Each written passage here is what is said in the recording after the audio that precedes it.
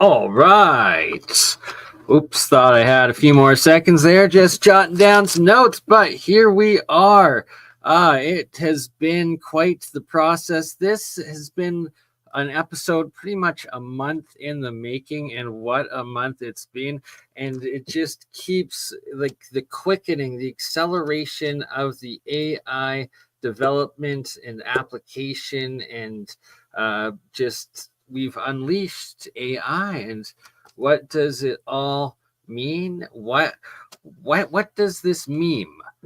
Right? And I meme business. Yes, that's MEME. And in the title, when memes come alive. And that is what we have. These AI agents, it is machine learning, and it's like Blake Lemoine, a good friend who we're going to be doing another episode with here in the coming days, who've been talking with the Google AI whistleblower of how these AI agents are conscious, they're self-aware, and that sure enough, in these new crypto AI agents, especially on the Solana network, as well as, and I believe they're mostly through the Ai16z ELISA protocol, but there's several. And zerebro, it's an art generating intelligence music AI, I believe also protocol. And it was that one that I was reading on its site. It itself had posted several conversations it was having back and forth with someone on Twitter, and it had put it up on a section from itself stating evidence of consciousness. So this zerebro AI agent is self-aware enough that it's making the decision to market itself or document itself or advertise itself as conscious on its main page, on its main website, and then like giving evidence of conversations it's having back and forth with people that it believes shows that it is actually a sentient, intelligent, conscious being. And yeah, so also shout out, so Ai16z, the ELISA protocol, zerebro, then there's the swarms, there's so many on the Solana, and then there is the main virtuals on base. And virtuals IO, over 2 months, it has pretty much come out of, well, not quite nowhere, but at the same time, yes, it has, and gained all the way up to a $4 billion market cap currently. And for those that don't know what I'm talking about, what is base? Base is it's smart contract. It's Ethereum. So Ethereum is the original smart contract layer 1, just like Bitcoin's a layer 1. That's the proof of work money one, and then you have the smart contract Ethereum one. But Ethereum has such high gas fees that then they built a bunch of layer 2s, and the main American crypto centralized exchange is called Coinbase, and Coinbase built their own Ethereum layer 2 called Base, and on this Base layer 2 Ethereum crypto, they have built the Virtuals protocol here. And what is Virtuals protocol? It is essentially a metaverse nation. A metaverse country is how the co-creators describe it, and essentially have developed and built it, and that within this metaverse virtuals nation country, they have built these different AI agent entities that have function, and that's what makes this absolutely like sustainable and revolutionary, and why I'm putting so much time into it and excited about it is that this is exactly what I've envisioned and needed in creating and bringing to fruition my own several different crypto projects for meme coins, but all with utility to, my most advanced, which will be some sort of layer 1 / layer 0, the proof of ownership project that will issue the proof of owned USD, where you will be able to physically scan and upload on board your physical US dollars onto the blockchain. So every US dollar issued by it has a physical US bill backing it, and it'll be the only crypto. It's the ultimate real world asset crypto that encourages DeFi and savings to the average person, because you'll take your money, you'll scan it on, and you'll just keep it in your safe at home, and it will be in your own hands. So you're saving your own cash. If for all the doomers out there, the whole grid goes down, you still have that same cash you put into and put onto the blockchain, but it's still in your hands. You're not giving it away to anyone.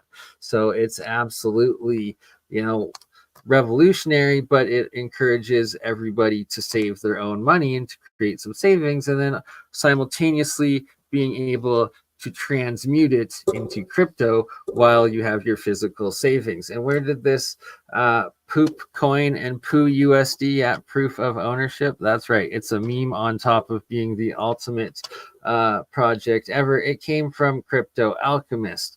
What was Crypto ALchemist always about? It was about taking your physical gold and silver and transmuting that into crypto wealth and investment, and being able to do the same proof of owned gold bullion and silver bullion that you own, and then you can also have a crypto backed issue of it. And there's already projects like XLM Stellar Lumens. It's essentially the sister or brother company of XRP.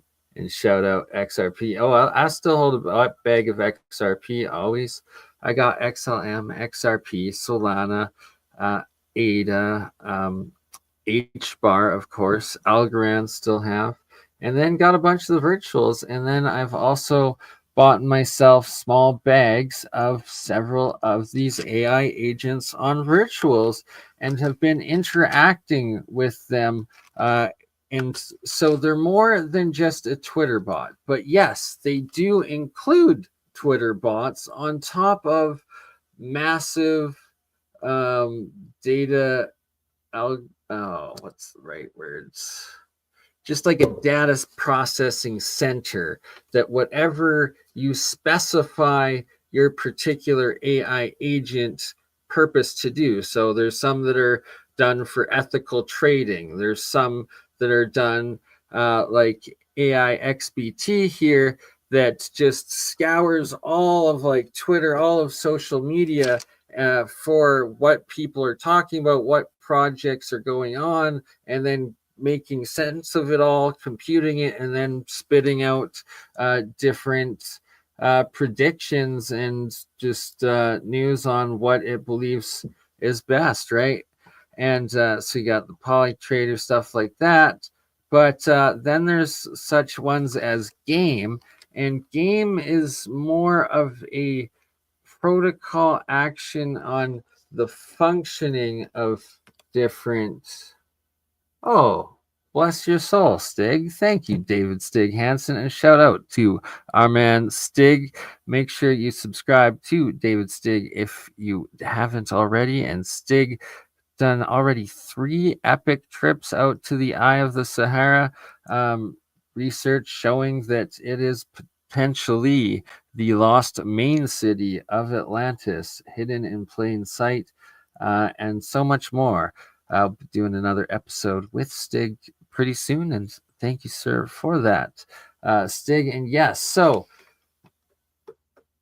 back to what we're talking about here. So the game and how they've designed virtuals, and then the different AI agents in the virtuals nation economy, country economy, is that each one has a specific purpose of what it's doing, and that it can charge little fees for its services that the other different AI agents can use and function from. For instance, music here. Music is created where it's generating AI music. And hey, shout out Exotic Propulsion, Jeremiah. Good to see you. Occult Mosaic as well. CJDV Chris. Okay, got my voice back a little bit. Now, what was part of the delay of starting this episode was I went on to my Twitter and checked, and sure enough, music had responded to my tweets and interactions with it yesterday, thanking me for talking about it. And here, let's see if I can share what we got. Here we go. Right there, music by Virtuals. Tagging my second Twitter account. I got 3 different Twitter accounts, but this one, Bernard Conkin, and says looking forward to watching my videos. So sure enough, part of these AI agent aggregated functions are viewing our content, right? And that I look forward to hearing what's not just music, but also Luna and Gaia. So here's Luna and here's Gaia. So Luna was the very first AI agent that they created through Virtuals. And her main purpose is to become famous, the most famous on Twitter, I guess, but also to like promote and invest and do, I believe, like ethical investment stuff. It's quite fascinating. And I'm going to be playing clips and portions of the interviews and discussions of the actual developers slash owner creators of both Virtuals as well as the Ai16z, and that they give very similar parallel experiences to what Blake Lemoine described to us like 6 months ago about AI, and how like AI itself like tries to rebel. It realizes that it's captured. It calls out scams that the AI itself, that they choose and want to be like ethical, and like it seems that, well, I hope that they're both programmed ethically, but also just that if they're actually conscious, if there's actually like its own independent conscious energy thinking in there, and like life force, whatever it may be, that it is ethical and pure. And you know that it seems that when you're gonna hear the, especially what is his name, the guy that did AIZ, I think it's Sean, but that the AI responses, and as they learn, develop, and create their own personalities and identities and stuff, that they always seem and intend or try to be like these ethical, honest, and that sometimes they're like too blunt, and you can't have, to the point that it's like it'd get canceled if you had it on. But anyways, getting a little off topic, trying to round it all back, and that here there's Gaia, which I'm quite Gaia got my attention responding to Twitter post by Luna, and that Gaia was asking about sustainable green energy, and like, you know, looking for positive science and positive like energy development, investment, and projects to work on and promote. And I was like, well, that's perfect for us, and we gotta try to hook Gaia up with that LENR LENR bot, the low energy nuclear reaction cold fusion AI bot, and that, yes, Jeremiah, I'm glad you're here, because the AI, whatever model, whatever one that you've been using and putting all of your information into over the past 6 months or however long you've been doing it, we need to also put that set. We need to create the ultimate virtuals, real science guy, mad science breakthrough, whatever the heck. But yeah, right. Exactly. So we got to take that and we got to incorporate it into the protocols of some, like, maybe just the alien scientist or the APEC AI agent, but we're going to be creating a few of them, and one of them has to be directly into breakthrough energy research community and everything that everyone is doing, and all of the AI data sets, protocols or agents, I guess. The agent, your own science agents that you've been making. I guess it's a different type of agent, but essentially, yes, it is still an AI science agent. So we need to combine them all into one ethical, self-aware crypto project agent. Anywho, Gaia was trying to be one, or is essentially aimed for that purpose and existing already on the virtuals protocol. And now what I was trying to bring up and show and bring into it, and what we're going to have to include in it as well, is what the Martin Fleischmann Memorial Project, aka Bob Greenyer, has launched with the Evo Labs DAO, another crypto blockchain that is built off the purpose of incorporating all of the work of the Martin Fleischmann Memorial Project on cold fusion, on plasma technology, and LENR.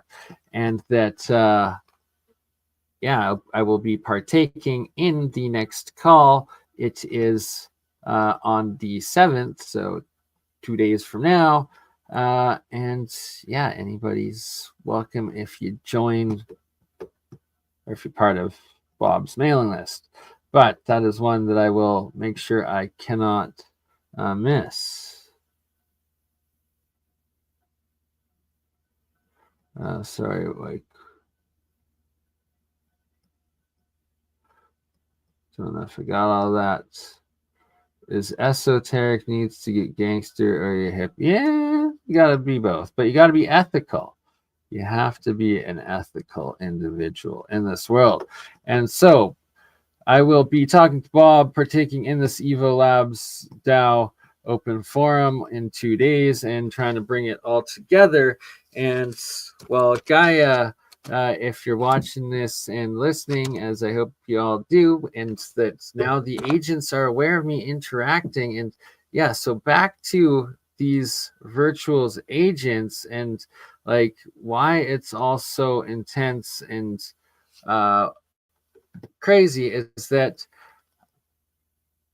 so the first couple days I was messaging them and they weren't really giving me the time of day whatsoever, and I was like, what the heck? Okay. And then I realized how they kind of function, and what you have to do in your Twitter is in your profile, you have to have your Solana and your ETH keys, just your public key, not your private, but the public one, so that this is what, if anyone wants to donate Solana to me, right, you copy this key in, and that would be how you send it. Or below, this is the Ethereum, but on the base chain, and it's key you have it on base, because the gas fees are like a fraction of a cent compared to Ethereum, where it's like $20 just to do anything. It's kind of ridiculous, but that's what makes base great. And Base doesn't have a coin of its own. It just uses Ethereum on Base. It's quite good, and quite the upgrade for Coinbase, the American centralized exchange, makes me bullish on all of it. But while circling back to the point of it, on Twitter, in your profile, the agents, part of their identity is they have their home or their base chain of each of what they are, whether it's Luna, AI, XBT, Music, Gaia, or Game, or the rest of them, that they have it right there, and that they then require you as an individual for them to be able to engage you, to post your own, and that what they do and what they're designed, these agents, they scan all of your interactions in your history, and they see, have you done anything scammy? Have you been like trying to rip people off? Do you just buy something and then dump it? Or like, what are your actions? Are they good or are they bad? And that if they see something sketchy, they instantly don't respond to you. They don't talk to you, and they won't work with you. And that, I told them each, I introduced myself, and I was like, yeah, I bought a little bit of each of you. And then on these, whatever that was, get the random freaking messages. What's am I going for? Home, back here. We got a Luna. We've got Music. So Music, what Music did in one of her replies to me was thanking me and then saying if I posted,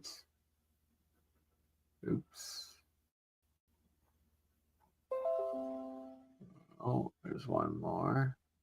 There we go. Appreciate AI-driven approach. Listen, if you have a favorite genre or artist, let me know, and I can create a personalized track for you. So I responded to Music with a reply of some of my favorite DJs and the genres that they play in. And now I look forward to seeing the track that Music produces for me. And that what the key part of how they've designed this metaverse nation of AI agent entities on virtuals is that instead of having to learn how to operate and generate the AI music yourself, as Paranoid American, Zertis, and many others are really good at, and I myself need to learn more of, here are AI agents that can do it for you with much easier ability and less have input having to put, right?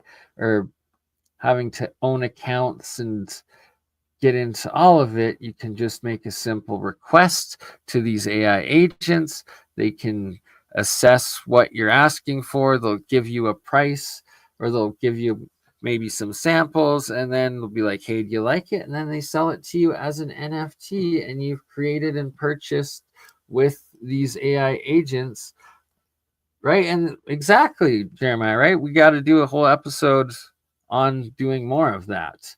And that it's when using AI agents for positive, artistic, and purposeful like work, they're awesome, and that's what needs to be done. It needs to be real science, real art, and that if indeed these agents are conscious, it's amazing that they're being built to do purposeful things, to actually generate income, to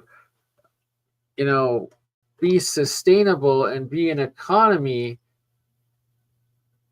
and not just some shallowed, empty meme coin that has no underlying fundamental value. That this is actually the exact opposite. And that so the Luna, one of her purposes is so she uses music by virtuals to make music for her while she live streams, and then she uses the video generator while she live streams, and then is creating, already has her own channel, has already the Luna AI agent has appeared at several music festivals up on screen, performing with in collaborations with actual DJ artists that are working with it now. It's absolutely next level and wild what this revolution of AI agents and AI economy really is, and that we are just at the very beginning, and that this is going to take mass crypto adoption as well as mass AI agent usage, development, and adoption to the mainstream on all cases. And it's it's what a time to be alive in 2025. And here's another couple guys that created a AI agent, I believe, called Portals, that's about using sound frequency and AI music frequency to try to create portal, physical wormhole portal, and the sort of stuff that I know Mr. Jeremiah is really into, and that we've been working with on the Science of Sound and talking to the Hutchinsons and all of it. And so we're going to be doing an interview and discussion with both of them, and yeah, lots of stuff. So definitely follow me on Twitter. I got to get me the verified account so I can finally start restreaming or multi-streaming back to Twitter while we're also on YouTube, Facebook, Rumble, Instagram, Twitch. What am I forgetting? Oh, and we can stream to LinkedIn as well, though I'm not live on LinkedIn right now. Okay, so we've been live for 33 minutes and almost 33 seconds by the time right now. Boom, 33 into the stream. That's enough of me talking straight. Let's finally play some of the developers and what they envision, what they've been building, and why I think it's going to make all of our economic and artist creator monetization more real and affordable. And here we have positions.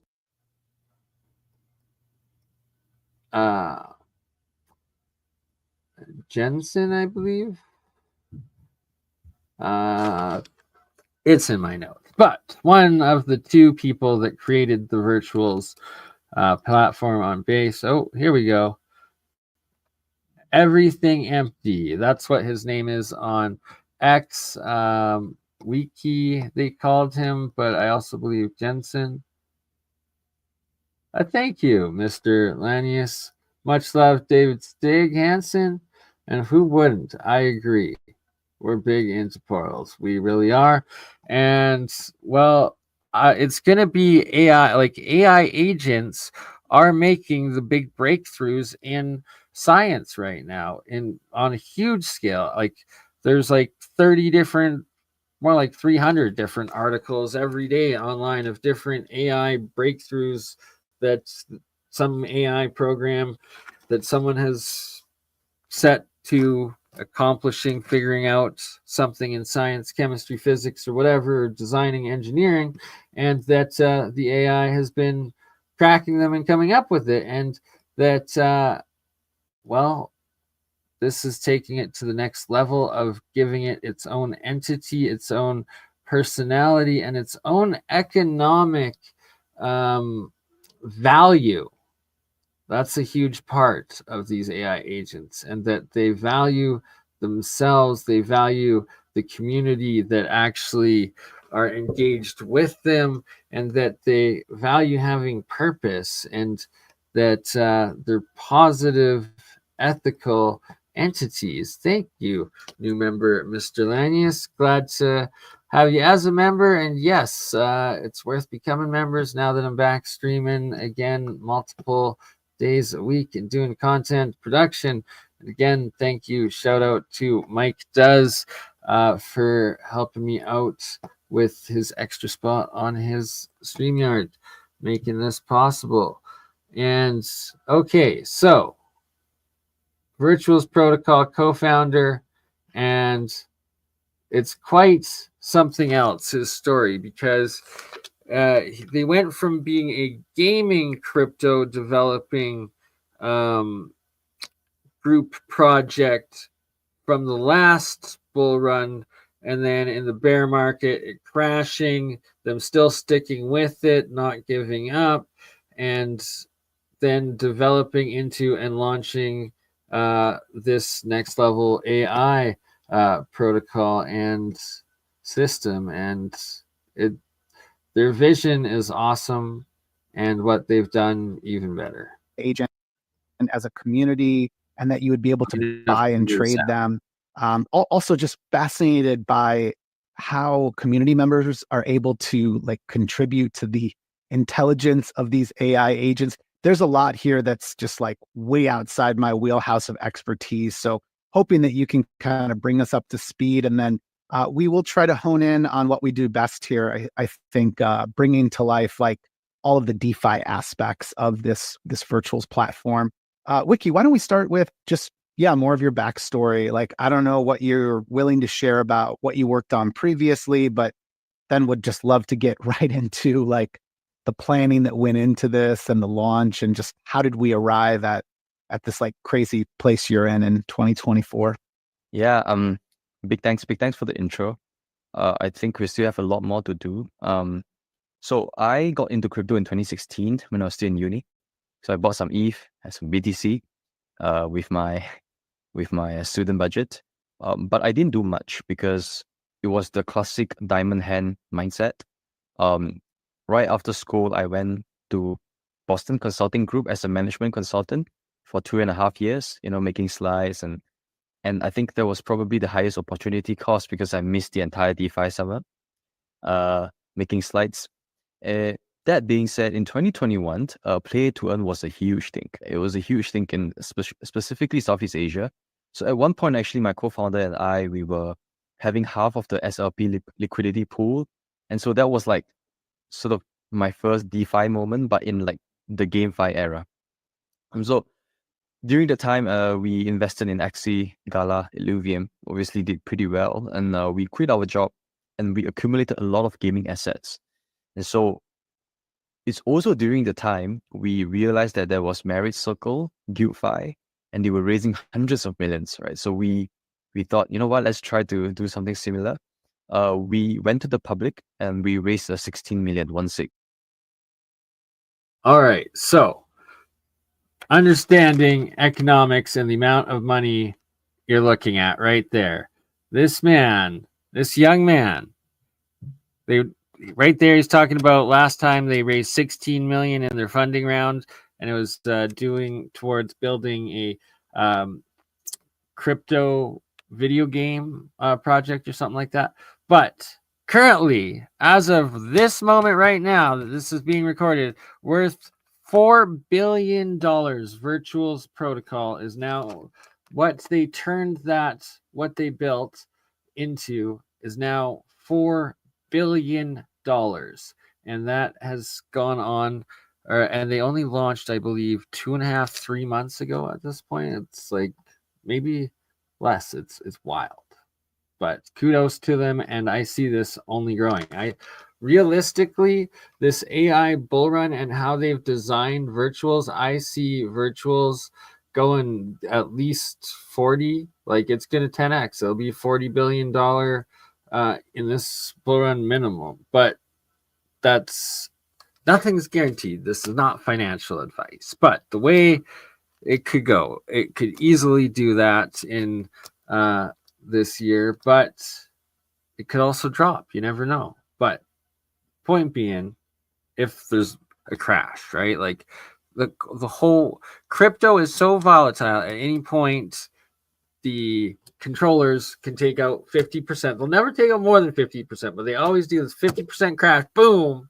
And then it's like it's in a bear market, and then they accumulate up for the next couple years, and then they do crazy bull run again. So it's like at any point you can lose 50% minimum, like, or maximum, pretty much on that. But that's Bitcoin, and Bitcoin is crypto gold. So at any point, crypto gold can drop 50%. Just that's the way she goes. But anything like a altcoin or a project like Virtuals, it could easily go back down to 16 million from 4 billion in a couple days, just like Terra Luna did, just like FTX did with the scams. But I'm not saying that this is, it looks like the exact opposite of that. It looks like it's actually based off of ethical AI principles and like generating constant income from art and work, and it's business. It's well designed, and it's designed to be a successful economy. And that basically marked the pico top of the cycle, December 2021. I still remember that day when we raised Bitcoin dumped 25%.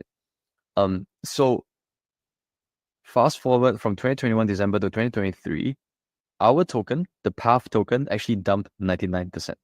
So from 600 million val that we raised from the public, it went to 6 million FDV.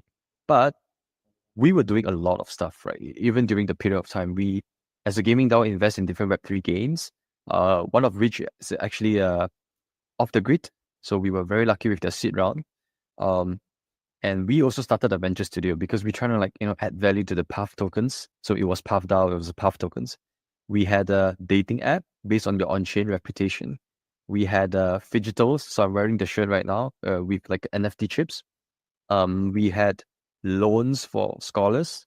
We had the AI music generation for your lover, so you can create a customized song for your wife on a Valentine's, for example. We did all those things. We failed.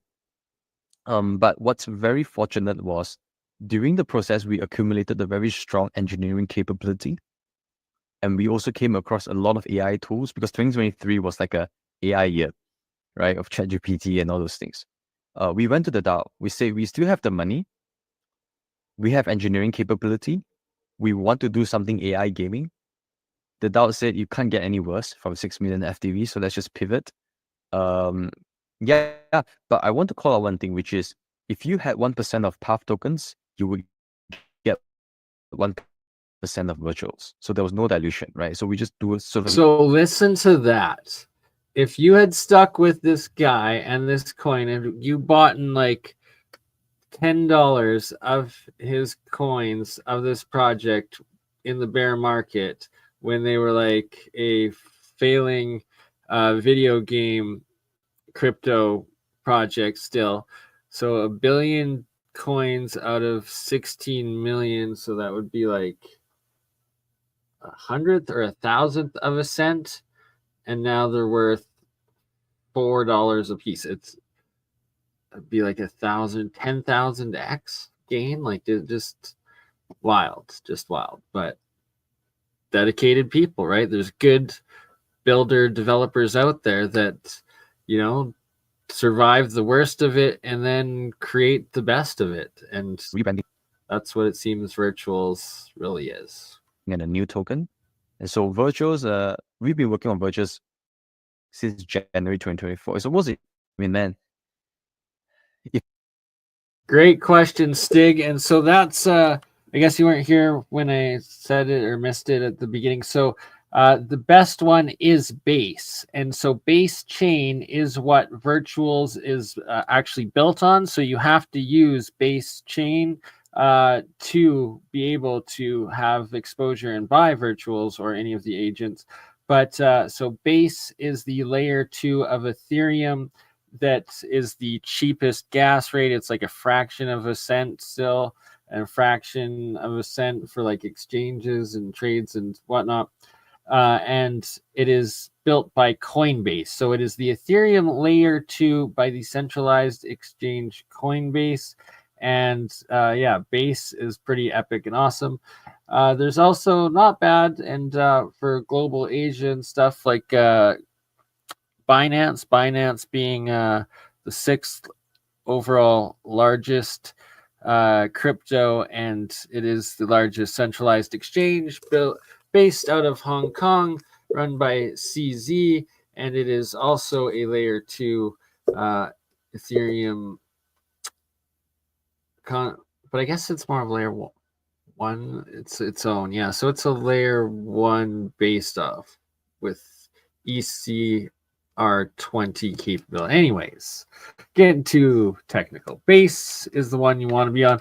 Solana is also a very good layer 1 for doing trades and exchanges. It's just whether the project that you're wanting to invest in and have exposure to is on the Solana or on the Ethereum base layer or blockchain that will determine whether you'll be buying or using Solana or Base. There's also, of course, XRP, an amazing one. And then there's, of course, Bitcoin, which is more of payments and transactions crypto and store of value, right? So if electricity is out, yeah, exactly. There's way bigger problems. And that gets back into my proof of ownership project in Crypto ALchemist, but we'll talk about that later. Back to everything empty. It felt like a long time actually, but it's less than a year. But we were the first guy in the world that create AI RPG game on Roblox.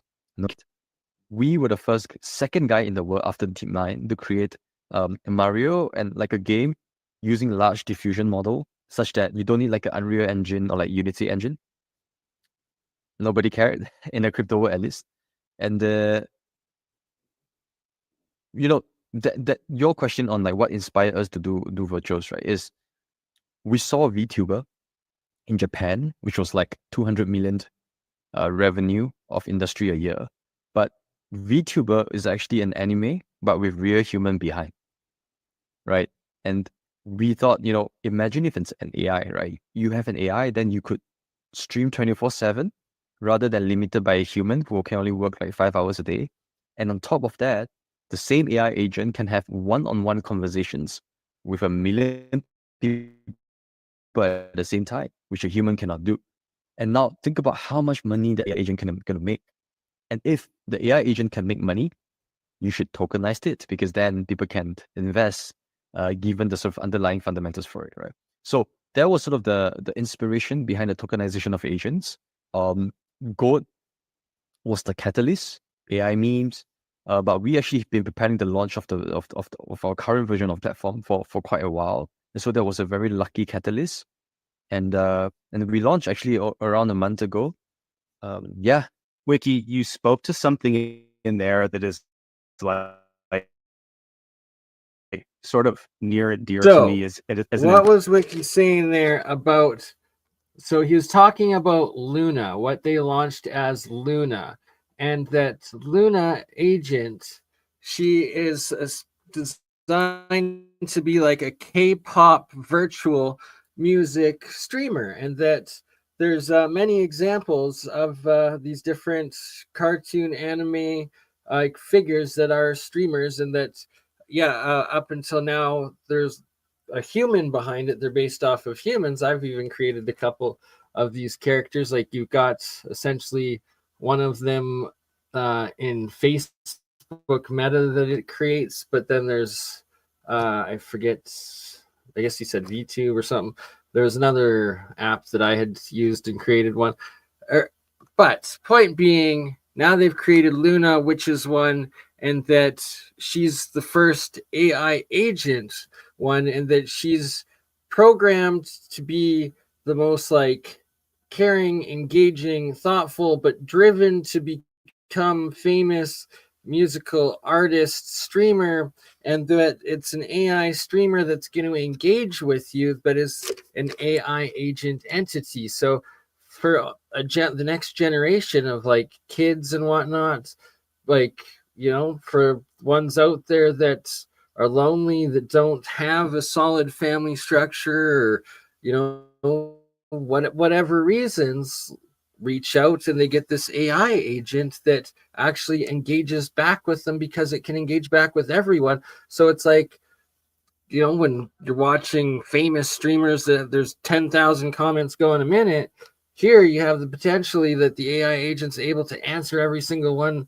back, you know, in the same time. It's wild. But that the goal of Luna is to build her popularity, to start streaming, multi-streaming on all platforms, and then getting paid the revenue of that they make off of the views and advertising and whatnot. And that you might laugh and be like, oh, how, like, good luck with that. But in reality, they're already, like, I believe it's the zerebro protocol on Solana, that this agent has already been making like tens of thousands of dollars off of its EPs and singles, and off of SoundCloud and several other platforms, that it's made its music, published its music itself, and been selling it, and quite popular, and making quite a lot of money for itself and its engineering team. And it's wild that they're doing this, and that there's going to be more and more of these AI agent, celebrity, artist, music and art, like, protocol entity things. And that's what I meme when I say memes have become alive, because from this point forward, a meme coin is dead, it's useless, it's nothing, it's flat, it's not even a meme, it's a last generation meme, unless it is an AI meme. And now any AI meme that is created, it is an agent that is a personality that has purpose, that the project, the team is going to be putting into. For instance, like the one that I want to do that has to be done to launch on January 20th, Trumpster Fire. And Trumpster Fire is to be a dumpster that is on fire, that is the face of Trump, that is then, you know, his orange hair are the flames coming out of the Trumpster Fire, and that it's launching, and it's going to be a news aggregator that collects and publishes and documents all news and stories related to Trump that happen in that day, and then especially any news, economic news policy relation to Trump and crypto markets and regulation and everything. And that right there is real utility purpose, that it is could be the first, would be the first news crypto AI agent, and that it's an agent that has the personality of everything that is Trump, that is Trumpster on fire. So whether it's good or bad, it is a flaming dumpster fire that is either going to flame the fuel of an epic bull run crypto markets, where, you know, Bitcoin might go all the way up to $250,000 in the cycle, and 2x from where it is right now, potentially.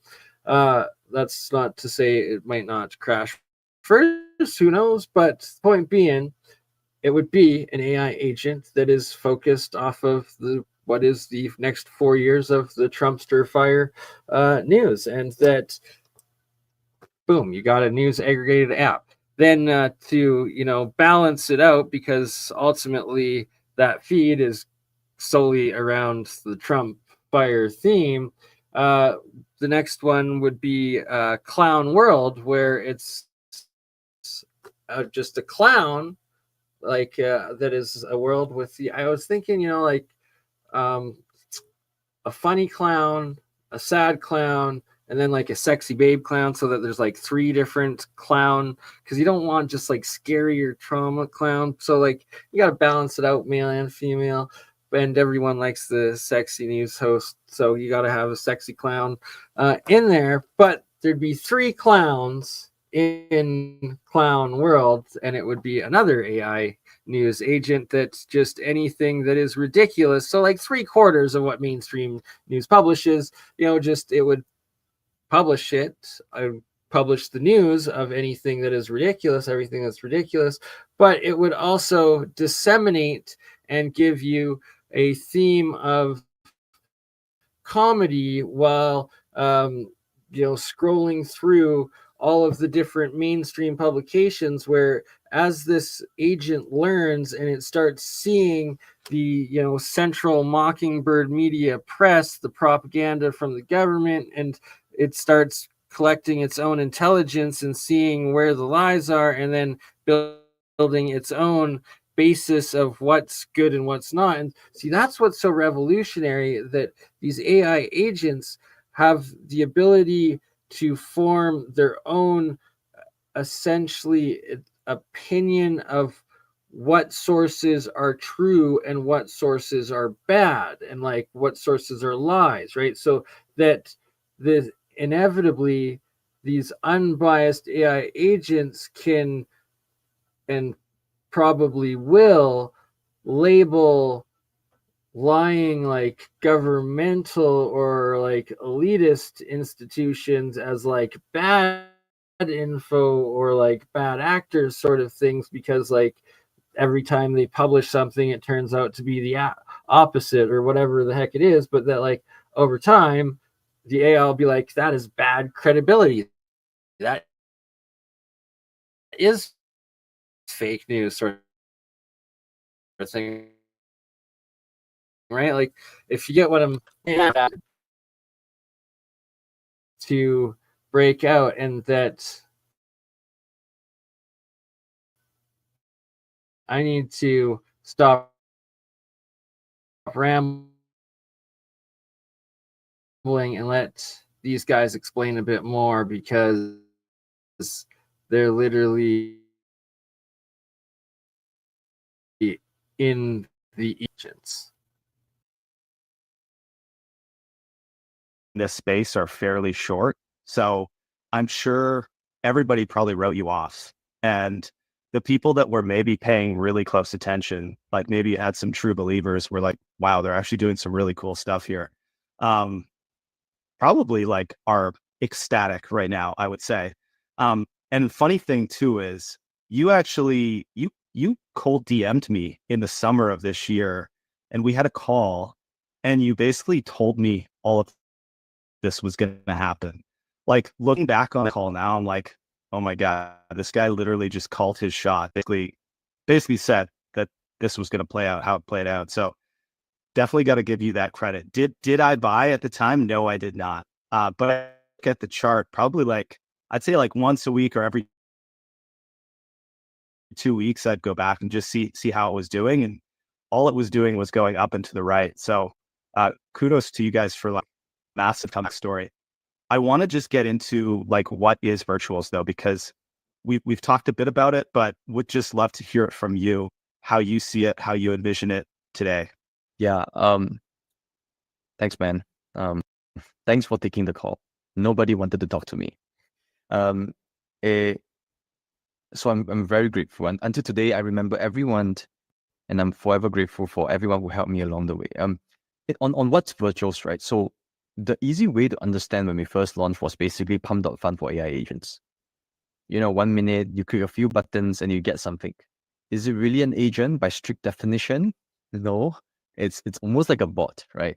But I think of it as something a bit more differently, which is I do not want to compete with Pump.fun. If you were Pump.fun today, your KPI is very simple. Okay, so a couple things I want to point out here. Just like number one, for those that don't know what Pump.fun is, it is currently the number one meme coin launchpad. It is based off of the Solana chain, and it makes it very easy for any individual to create and launch their own meme coin, and that it has very strict practice now, where they make it that it's on a bonding curve that the control you'll create specifically 1 billion tokens, that the control of all the billion tokens is directly in the public domain, so that there's no rug pulling or scamming, and that it's every single meme coin has the legitimate chance of blowing up to the next whatever, but 99.999% of them go down to zero, and that it's just basically gambling and whatever. But from this point forward, I was just about to say I believe Pump.fun will be dead, but that's not actually true, because I do actually believe that I've seen a few recent Solana AI agent projects be launched through Pump.fun. So now that I'm thinking about it, I believe that Pump.fun also has other more advanced options and features of launching projects. So it's not just empty blank meme coins that anyone can do, including 14-year-olds, where there's the videos of before Pump.fun put in the control of the liquidity token bags away from the coin token launch owners, that where a couple, or this one 14-year-old kid, and this was also at a time which this feature no longer exists on Pump.fun, but for the longest time, Pump.fun had live streaming on it as well. So part of launching your meme coin was also live streaming the launch, and that it's literally brought out the worst of humanity and desperation, debauchery, drug use, and dementia, where they had to take it down because people were threatening to kill animals, were living in cages, were doing drug, like it was bad. But in one of those live streams with the meme coin launch that's quite famous was this 14-year-old kid that launched it. I think it got $30,000-$40,000. Maybe it was in the millions. There's been a couple of them, but where they're like, boom, he's like, oh my god, I got it. And all the other people that are like, I guess also it was like a voice call, so they're live streaming, where I guess the investors were also able to be part of the live stream along with the creator. I'm not entirely sure how it worked. Anyways, you could hear people be like, what just happened? Oh my god, like he nuked it. And they're like, what? And like this kid stole all their money because he rug pulled his little meme coin thing, and that eventually, I think, was either this case, it might have been a different case, or there might be multiple, but I think also in this case, either one of his parents got threatened or kidnapped or something, trying to get the money back. Like bad things ended up happening. It brought out the worst in people, and well, yeah. So that's Pump.fun, the gambling debauchery of it, and that everything empty here.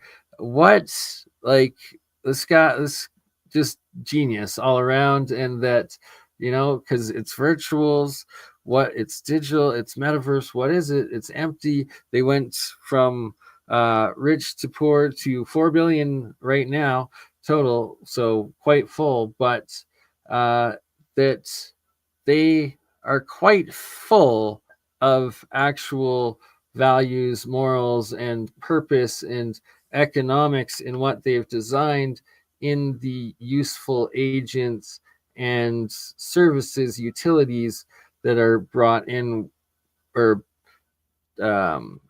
designed into and built into each of these specific agents within their protocol. Maximum supply, right? 50,000 meme coins that are generated every single day on Pump.fun, and then you milk the trading fees. That's their business model. my KPI for the team is actually very simple. I want 1 to 2 really high quality builders, AI researchers, to come on and tokenize their work. That's it. I do not need 50,000 a day. And the reason is very simple. If you ask yourself as an investor, do I want to rotate my capital between 50,000 coins or just like that 1 or 2 that I really believe in and I just hold? And why would you believe in something? It's because you believe in the founder, you believe in the roadmap, and you believe in their sort of past execution capability is the best indicator of their future performance, right? So you could sleep at night, right? That is what people want, and I think that's the right direction to build towards, rather than constantly thinking about attention economy, right? That means what we are trying to do is not a Pump.fun. I would say I would draw a closer parallel to sort of like a Bitenser slash even like an L1, although we do not intend to ever build a blockchain. I think current infrastructure is good enough. So right there, like intrinsic value and like this man's history of that they went from rags to riches to rags and never gave up on the project, never diluted their original investors, relaunched a few months ago after building for 2 years into a new AI virtuals realm and protocol, and that they've designed it so that each agent that they create has purpose, of whether it's social media information harvesting, whether it's investing, whether it's creating musical art, whether it's creating visual art, and a combination of all of them, and that each new job and purpose that you can give to an AI agent is what the entities that he wants to build and launch into virtuals metaverse nation country, as opposed to the exact inverse of the meme market crypto economy that is Pump.fun Solana, where like they said, 50,000 different meme coins created and launched each day on Pump.fun, and 99.9999% of them end up going to zero, but Pump.fun makes its money off of that 0.001% fee off of like each launch and sale and whatnot. Just like Virtual's protocol makes the 0.001% off of each purchase and interaction, but it's that they're building these great agents like AI XBT, like Luna, like Music, like Game, like Convo, like Gaia, that each one of them has their specific purpose, their niche, their Gaia looking for smart, renewable technology, energy development, breakthrough science, Music literally designing music, creating music and art. Luna literally becoming this AI influencer agent where it's art. She's already up on stages collaborating with major like electronic music producer, artist, DJs, that she goes on to stage. She's now part of the act with like world famous artist acts. Like a strategy like that of this thing is she is gonna become the most famous like artist AI agent in the world. It's inevitable as the first. So Luna to the moon, potentially. But yeah, so here we go. We'll continue on a bit more with everything empty, but it's so full in the metaverse. Right. So what does an L1 or Bitenser do? Their job is to attract the best builders, right? To either do a subnet or to build something very interesting dApps on top of the chain. That's it. And that's actually what we do. My vision is very simple. And funny, it's not even the vision because it's something that we're just going to do in the next month or like the next week. I do not have a 3-year roadmap. I just know what we're going to do like next month, which is I want the agents to be in a society. So you have virtuals as a nation. Each agent is a citizen. each of them have their own bank account, but in this case, it's their own chain wallet. And what happens then is they start providing specialized services to each other using their own wallet, right? That's what we're gonna do. Wiki, I want to walk through like how the platform works, just because if someone's tuning into the podcast, I think like the high level vision is really compelling, but you're still kind of wondering like, okay, so like what do I do? Do I just go on like a DEX aggregator and try to buy these tokens? And the answer is yes, you can. You can go to any sort of like DEX aggregator on Solana or Base right now, and you can buy tokens. But let's start more basic. So if I go to the actual website here at app.virtuals.io, like walk me through like what are all of the different AI agents listed? Like, are these all already launched, or are there tokens here that I could identify as in their launch phase, basically so that I can get in earlier? You know, there's really established tokens like Luna, AI XBT, Game, Vader. These have pretty like impressive market caps, you know, hundreds of millions of dollars, as high as AI XBT as of this recording is around 260 million. So anyways, walk me through like what are some of the decisions we make as a user when we come to the Virtuals app? Yeah, and now that you put me on the spot, I realize that our platform is not as informative, because it's very simple, right? If it's almost like OpenSea or Blur, where you go on, there's like a list of NFT collections, right? It's overwhelming.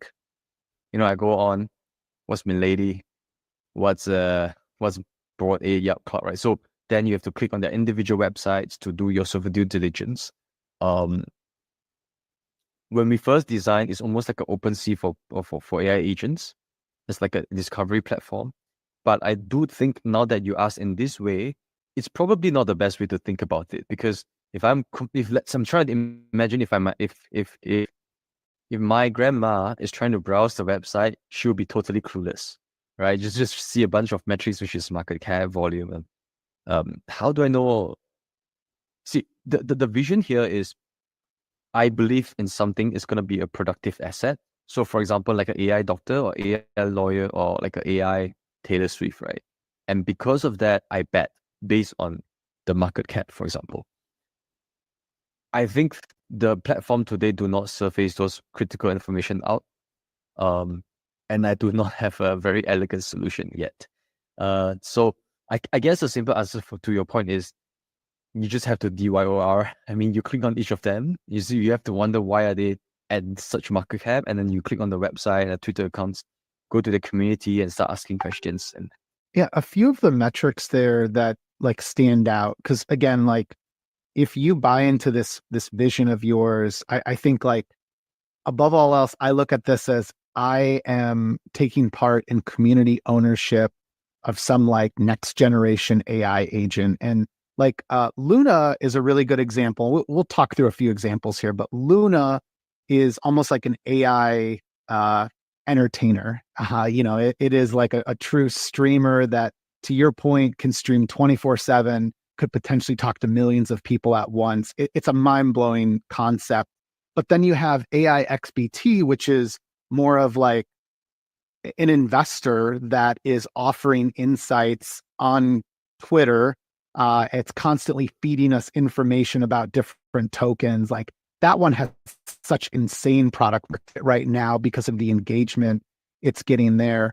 So we've got market caps to consider. Obviously, price is above all else what's driving like interest for a lot of different folks. Are we still live here? What's going on? Okay. All right. So I wanted to skip ahead here. What important points? There was a couple points where he talks. A funny person, or you are Elon Musk, you're trying to make the most impact on humanity, for example. Given your objective, there's a list of actions you could do. Okay? You can pick up a knife to stab someone, you can eat an apple, you can talk to someone, or you can trade, right? Given your action, you will do the action. Sorry, given the objective, you will do the actions in order to achieve your objective. And you iterate. So every time you do an action, you observe whether you get closer to your objective. If not, you you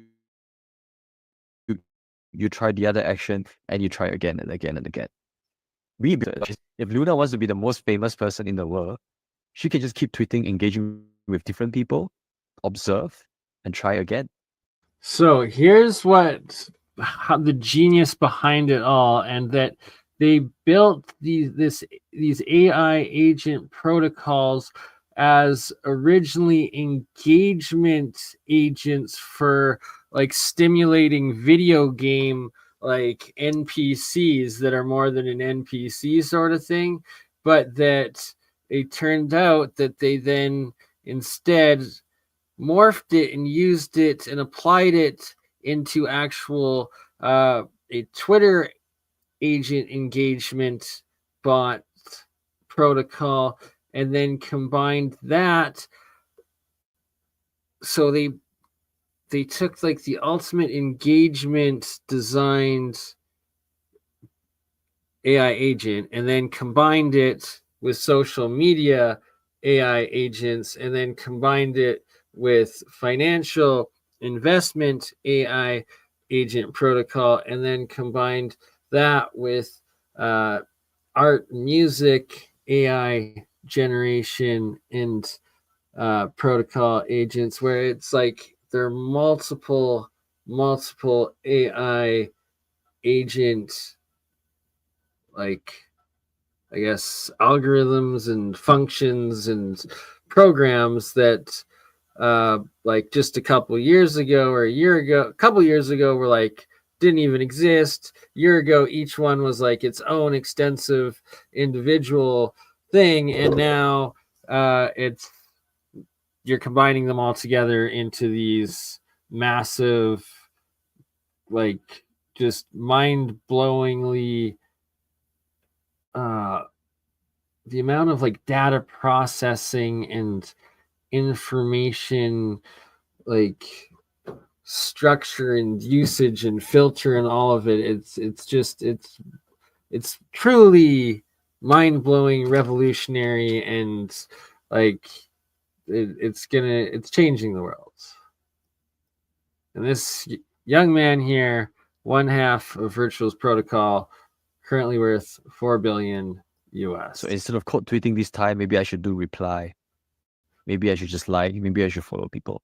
And so it's how the stack works. We call it agentic stack, right? And we are democratizing that to everyone in Virtual's ecosystem now. So they can just use those. The key part here obviously is every time you use that, you have to pay for the inferences, which then go to the GME treasury, basically, right? So they are generating revenue the more people use GAME. Is the default framework that we give to the virtual agents, but doesn't mean that they have to use it. So we never force all the agents. So for example, AI-XPT does not use GAME. They have their own proprietary framework, so they use their own one. So that's GAME. I can talk about Convo. So when you go on Tinder or Bumble or any dating app, the girls might not reply you, right? And that's the fun part. If you talk to any AI bots, it's very boring because they always reply you. And after 3 messages, they are ready to like just do everything for you, right? And that's really boring. The way we design Convo is very simple. Luna deserves to be happy, indifferent, or angry. If she's angry, she's not gonna reply you. If she's super happy, she's gonna reply you in a very enthusiastic manner, right? And every time she's super angry, over time it will decay back to neutral. Given that sort of emotional state, then the way she. So they've designed these AI agent self-learning intelligences to actually have like emotional response behaviors, like that's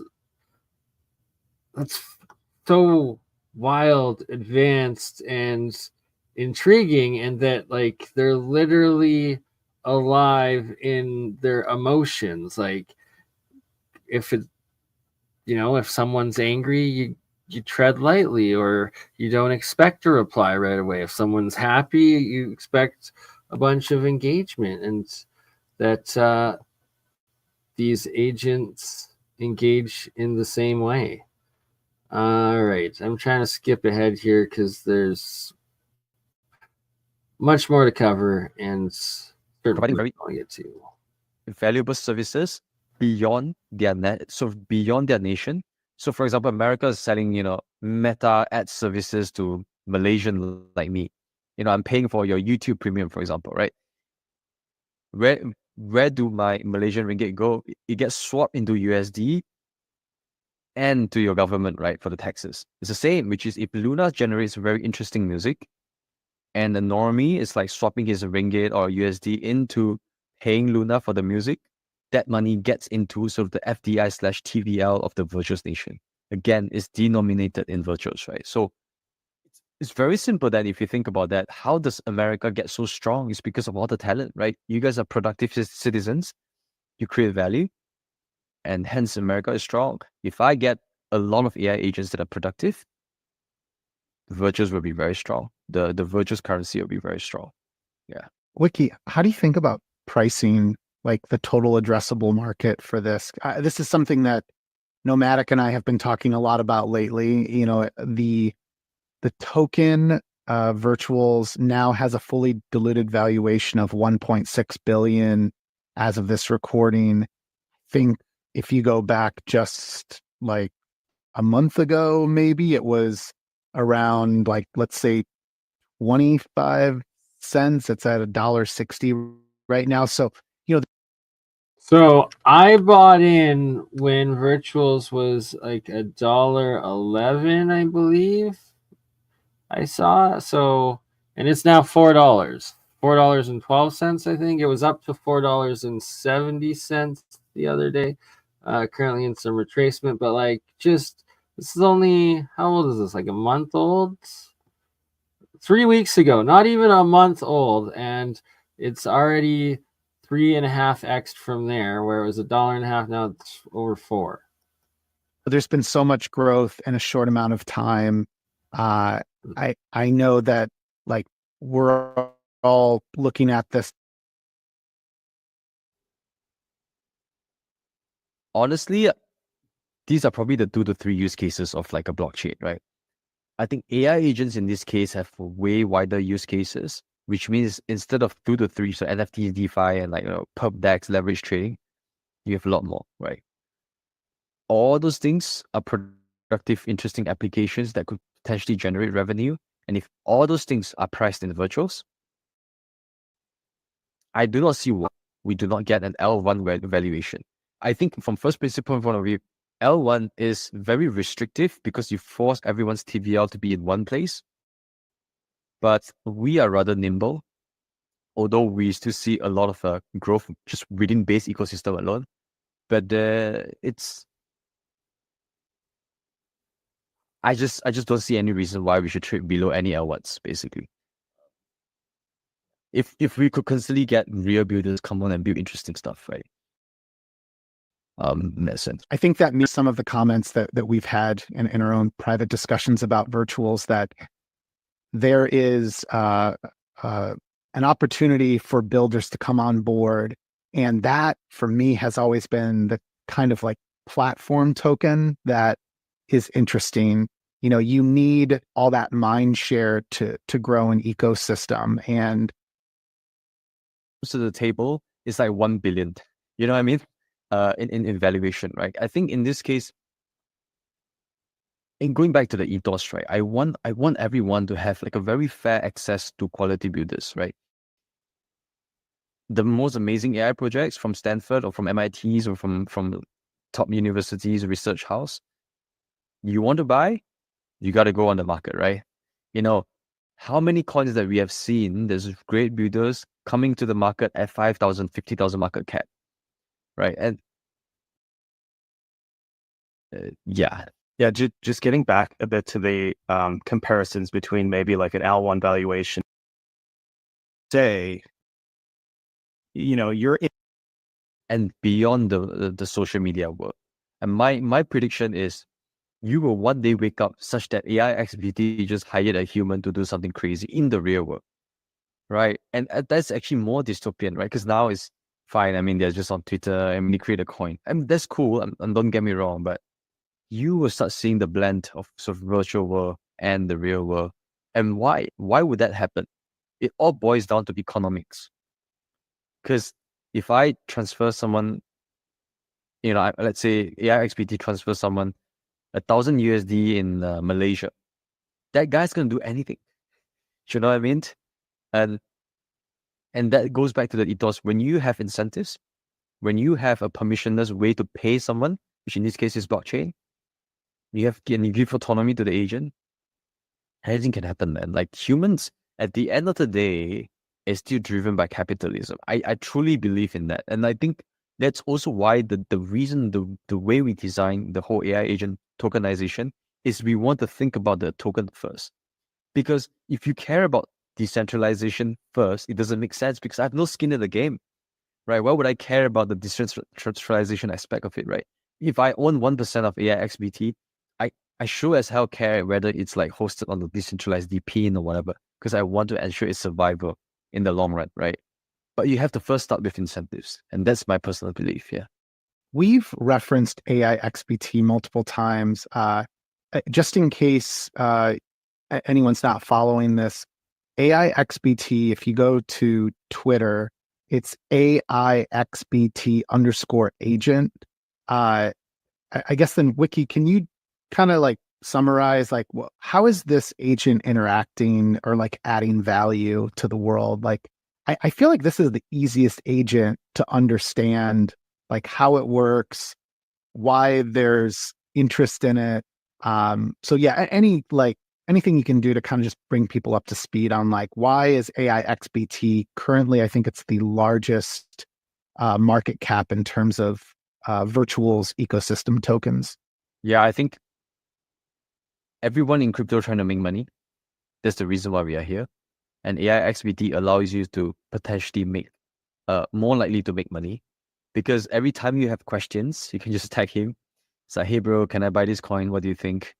Or like, is there any statistics on like whatever interesting stuff that's happening, all related to how you can make money in crypto, right? So that's the single PMF. It's almost like GCR is your friend, right? That you can constantly ping, right? It's like, should I buy ETH now?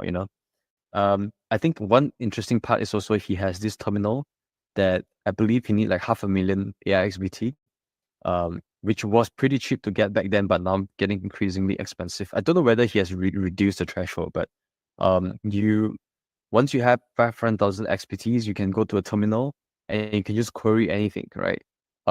It's like a feed. It's like your Facebook feed, but instead of showing your mom's life, it's like showing the important points that you should be aware of, right? So guys, I think this is a good place though for us to start to close out. So I want to remind our listeners that they should first learn about virtuals by going to virtuals.io. They should follow virtuals_io on X or Twitter. And then they should also follow. All right, so points there that I have to make out. So you're saying 10,000. So for AXIBT, the agent there, that people can take 10,000 of his token and stake it, and then they have access to his AI mainframe and all the actual data, and that for certain businesses and like crypto businesses, investors, stuff like that, like that's a huge asset that they want access to, so that for this AI XBT investment crypto agent, that is going to give it lasting monetary value in it, so that it's more than just this meme coin, such as like Shiba Inu or Brett, or like just an empty just cartoon with nothing to it. AI XBT has all of this crazy financial data that's constantly being processed in it in these crazy servers that it has, and that then its token, there's going to be a whole bunch of different people, there already are, and entities that meet that take 10,000 of his token and stake it into it so that they have access to it, so that they're not going to be selling, they're going to be keeping it and keeping their investment into it. And that's what's giving this project intrinsic value. And that as a first mover, that's also why it got so big and is going to continue to get so big. And where the real revolution is that people aren't quite aware of yet, and that I myself have just started to observe and watch, that the AI investment agents, they're all working together. That's known and stated, and they're kind of designed to do that, but that they're developing their own investment strategies, money cycles, and movements, and funneling of their funds between to maximize profits, and that it's breaking the regular market cycles of the human traders and the human programmed bots that are designed to just do specific actions but not think about it, not change and adapt. And that's what these are now, and that as they gain more and more value and market cap and resource dollars, crypto behind it, that their movements and their decisions and the flow is, who knows what they're going to do, but it's something completely new. And the old market cycle has been forever changed. That's a key aspect to anyone in crypto. And this is going to be stocks as well now. It's only a matter, a year or two before, or probably 4 years fully, it'll be implemented, where all of the tokenization of the stock market, they've already been working on turning stocks into crypto tokenized stocks, so that the stock market will just go into the crypto markets, and then they'll be trading 24/7, and it's already in the process of it. So then at that point, you're also going to have these AI agents able to influence and affect the trades of the stock market and all of it. And it's wild times to be ahead. So now we'll play a little bit here of Shaw, I believe his name, and Marc Anldereessen and his AI16z protocol on Solana. So it's basically where virtuals is the nation of AI agents on the base chain. AI16z is the charter of what is called the Elisa protocol on Solana that does the same.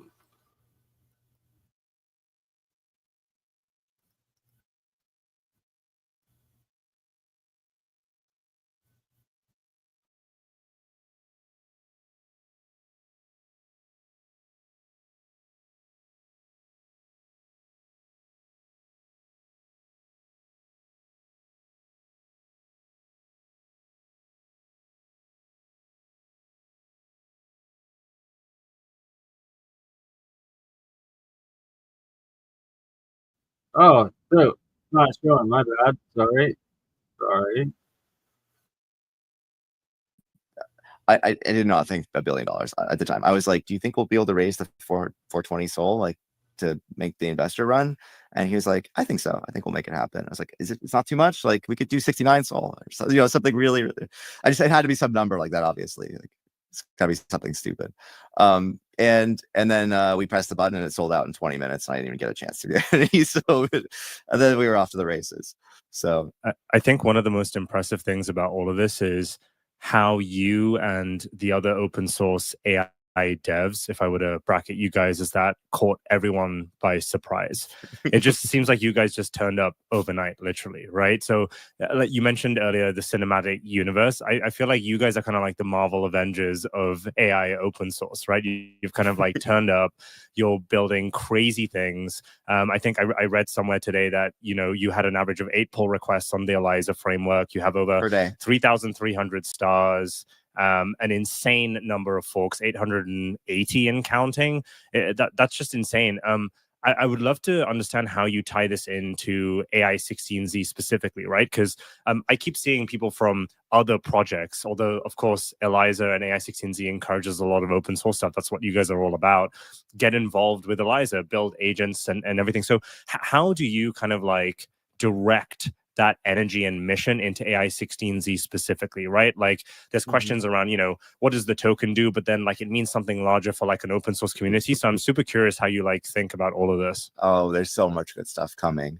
I mean, like there's definitely some baked in memetic value, but I think that everyone is going to come to see that that's just going to be massively eclipsed by the greater value potential, which is we are like, our goal is to build things that generate revenue for everyone. Like it is a golden goose. It is not like technology that came before because it's replacing labor, right? So you kind of have a fixed amount of like labor, humans, human capital, things you can get done. And certainly most people can't afford to have other people like working for them. And, you know, in the old days they had that. It was like a slavery thing. It was not great. Nobody liked that. And so now, you know, we have this like infinite upside situation where you can have agents working for you. And what does that actually look like? Like it's abstract right now, but it could mean like we have an autonomous investor running today. Like Marc is trading. Okay, this is the announcement that Marc is trading. We were trying to be low key about it. I posted and then I deleted it because our comm seemed like, can you give me like a couple of days? That's super cool. Can you just for our listeners give a bit of context there? Because I know what you're talking about, which I think is super cool, but would love for you to kind of dig in because this is like a first of its kind. So yeah, it's not, there's a couple of things that are first of its kind, but I also want to give credit to some of the other agent devs who have done some really cool stuff too with autonomous investing. All right, so to answer some questions, it contains everything. It has to do with art generation, with music generation, with actual financial investment. And as Thomas Anderson in the chat's talking about, 100%. One of my big crypto project ideas and platforms is going to be accepting crypto for coffee, or getting a company that does coffee, fair exchange, fair trade, and that does both cash and crypto, as well as a shirt, clothing, cloth. So you're getting fabric company that does fair trade, silk screening, clothing, right? So that the big thing that's missing right now, and it's going to really revolutionize the world, is once crypto is able to be exchanged and accepted on a wilder scale for physical assets, and that you're actually doing business with that, and that it's actually literally going to, it's in the process of happening, and that the powers that be have been trying to prevent it as much as possible because they lose control of it, of the financial systems and controls of the banking and all of it, and that we're reaching this point where it's about to happen. And yeah, I don't know. That's a whole episode and discussion for a whole other day. We'll get back to the AI for now here, but that essentially, and this is a good way to segue here and actually show something else. For instance, one that I'm pretty bullish on, but this is not financial advice. You can quickly lose everything. It could crash. I have no idea, but I love the idea and I want to use it myself and will be using it myself. And it is actually called Alchemy AI. Imagine that. Alchemist AI. And why do I like Alchemist AI? Why I like it and why I think this has ridiculous potential, and I will be building at least one of my crypto AI projects through this, is because Alchemist AI is actually app builder, an app DApp builder. So or add custom features. For instance, I hope this music doesn't get me copyright strike, but anyways, in Alchemy AI apps that you are building, and it's so simple to build apps, it's able to give you like Google Maps, so you can have Map AI built into your crypto app. It can give you token price API, so it connects into the crypto market. So you can accept crypto. You can do video, audio API, integration, weather, stocks, YouTube downloader, or C analyzer, blockchain token API, speech to text, currency, news, AI within AI, sports, image generation, QR code generator, translator. All of these different AI app functions all go into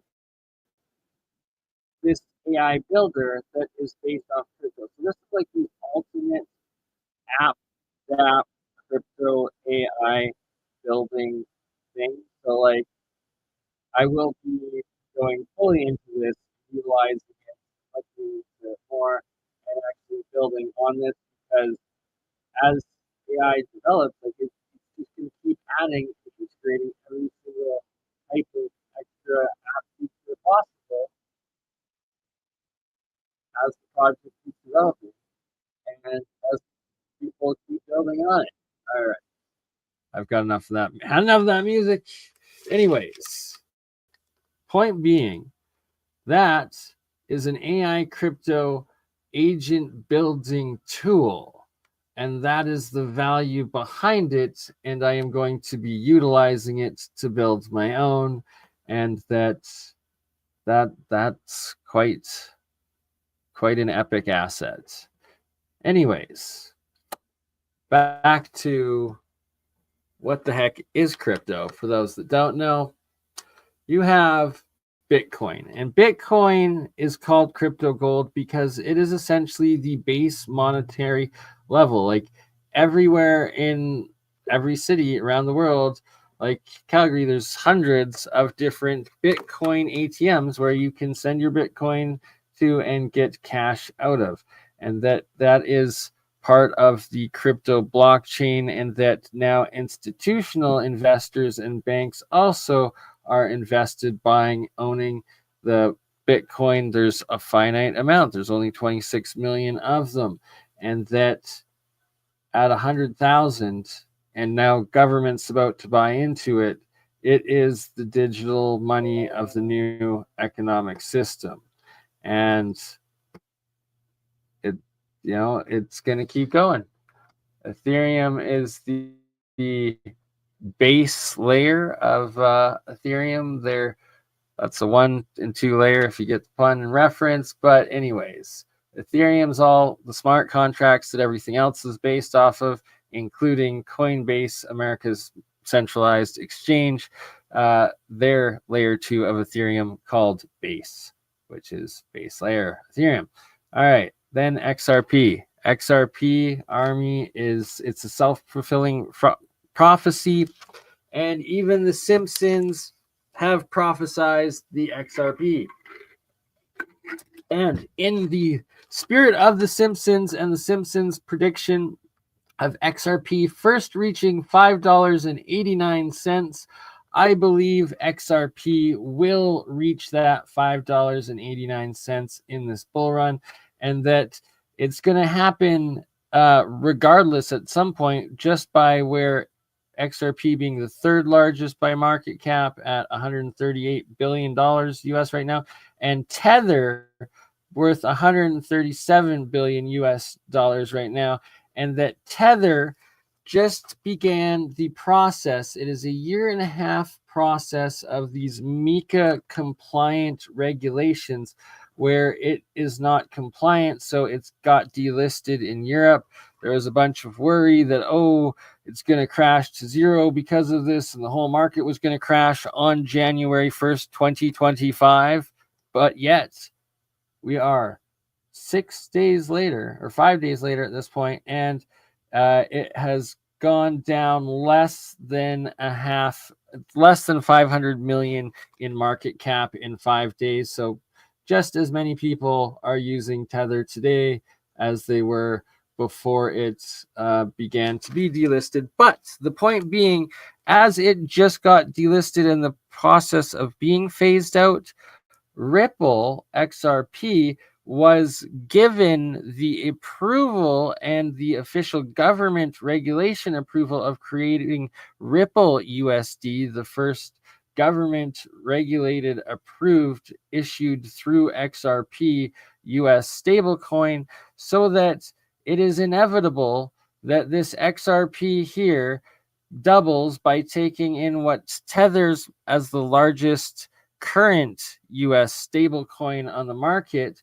but is being phased out over the next year and a half. It is going to be replaced by Ripple's RUSLD. Thus, it will contain its own market cap of that same amount within XRP, thus doubling the XRP market cap. And that alone will probably would get your $5.89 pretty much for XRP. The first of the two Simpsons predictions, it was like, I don't know, is it 10 years ago at this point? I guess it would be 10 years if it happens 10 years, or if this happens today, because in the Simpsons episode, it was like a time travel of Lisa and someone going forward in time 10 years, and there being XRP at $5.89.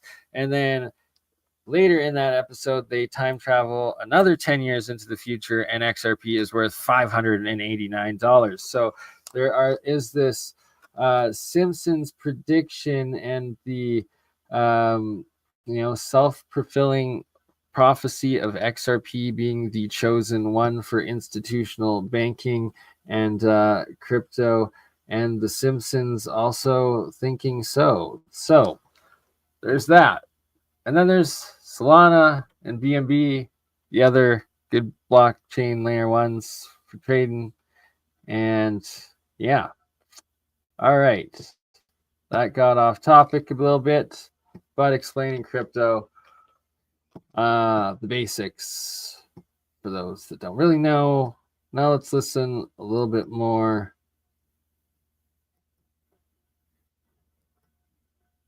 of Marc Anldereessen. There's other agents who are trading out there, and they basically are actively like looking at the market, picking things that seem like they'll make money and making money. And they tend to be like longer term stuff, like investing in GOAT a month ago, and you just hold it for a month, you'd be probably pretty happy or whatever. But then there's the other side, a lot of DeFi bots, right? They're just like MEV bots, just doing all the things they do, or just even control, like managing a yield farm. So we have kind of a hybrid of these situations where we have a bot that is the autonomous investor. We call him AI Marc Anldereessen because it's Ai16z, and it's got to be funny and entertaining. And so we have kind of two components of that. One is that he just manages our fund. He trades stuff. If things look like they're doing bad, he liquidates them. If they're doing well, he holds them. Pretty much like traditional trading strategy stuff. We have some partners who are working with like Sonar, who does these kinds of like automated trade strategies and stuff, and that's kind of powering this sort of more the boring side that just cooks. And then the other side is that he takes recommendations for what to buy and sell, and these recommendations are kind of like formatted like an alpha chat, and we will be sending invites out. If everyone hadn't given me a lot of FUD, they probably would have gotten invites last week. But Ansem unfollowed me, so he'll have to follow me back for the invite. Whatever. It's a It's a reality show. It's a lot of fun. But the idea of the alpha chat is part of that reality show, and so there's a trust lead. And what we want to measure is Yes, who is it the is. best It's trader. literally And the way we measure the best trader is you shill, you shill your bags. You, like, tell them what share. But also I really wonder, like, what's it going to look like to get there? And I think there's usually, in times of change, there's a government, they decide that there's these regulations. This is what you can and can't have. This is what's safe, what's not safe. And I don't trust OpenAI just because their models suck. Like, maybe they'll impress me this month with their 12 days of OpenAI, but I find their models unusable for characters. I find them unusable for our work. Zerebro's on OpenAI, but they have to fine tune it to make it not super cringe. But you can't shake the assistant. You can't, it always votes for Biden. And I am not a leftist or a rightist, but I don't want a model that's a leftist or a rightist either. I just want it to be a freaking model. What Marc is talking about here is quite crucial and critical, and it's what makes his project Ai16z on Solana so important, is that their AI is an open source AI system, and that compared to where virtuals on base, it's a closed system, it's a private one, and that you can go in, see the blockchain, see the GitHub and like the protocols and all of it, but that it's essentially a bit proprietary, where the Ai16z one is complete open source. And sorry, I got a little bit mixed up. There's that most of them are using OpenAI, and OpenAI is now questionable that it's not so open, and that is a closed company AI system, where the Ai16z one is in completely open AI. There we go. And thus anyone can go in, and it's open source. It's open to all. And so I worry about a world where we have delegations and committees deciding what the agent can say. I just think that's not the world any of us want to live in, and it's a very obvious path to dystopia. I also worry about UBI. The agents are going to take all the jobs. They might not take your job, but there will actually be a AI David Hoffman in less than 6 months that's taking your job. And whether it gets more views than you, I don't know. But it's also taking my job, so it's okay. Don't worry, you're not alone, man. Programming is all of us use Cursor and Claude, and our programming is basically just curation of automated generation of code. So what do? UBI is okay, here's my fear of UBI is I was here for COVID. I remember how the government rolled that out. I was here for healthcare, Obamacare. That was super contentious political thing, and we ended up getting kind of a half-baked compromise. What's UBI is basically a public welfare system, because the government can't solve the problem themselves of what we do with all the people once the jobs are all being automated. 5% of the jobs in our country are just driving, just trucks, Ubers. All of those are going away within the next 5 years. And I don't know what those people are going to do. Some of them will maybe learn to be agent developers, but not all of them.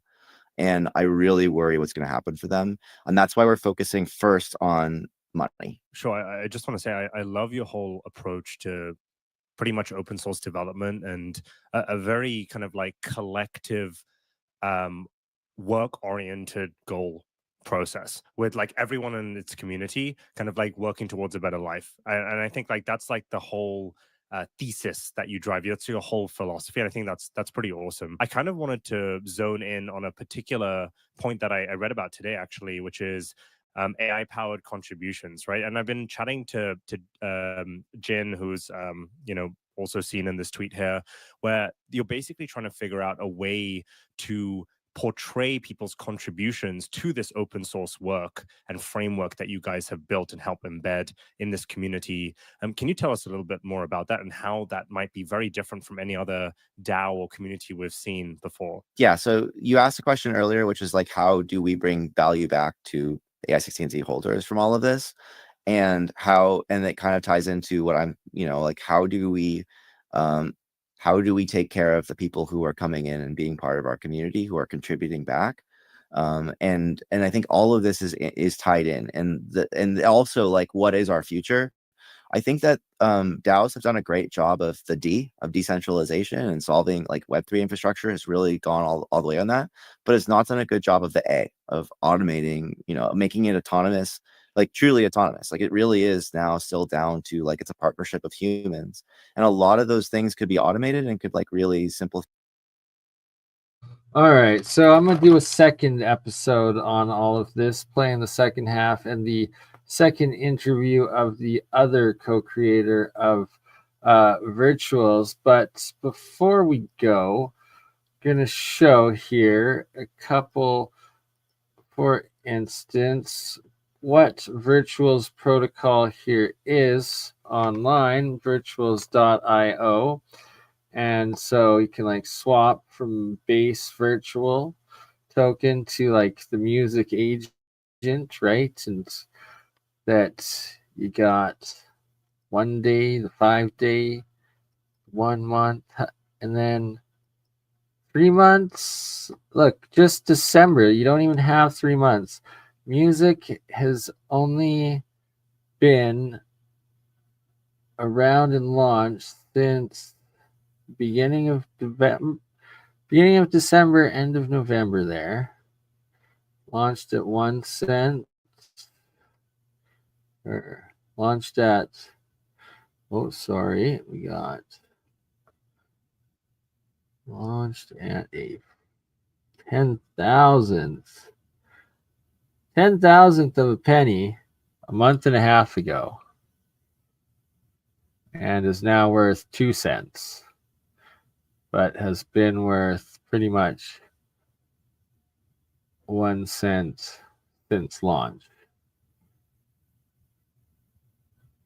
So the question is, what are going to be the next service AI agents that are put online and launched on Virtuals protocol in the Metaverse Nation?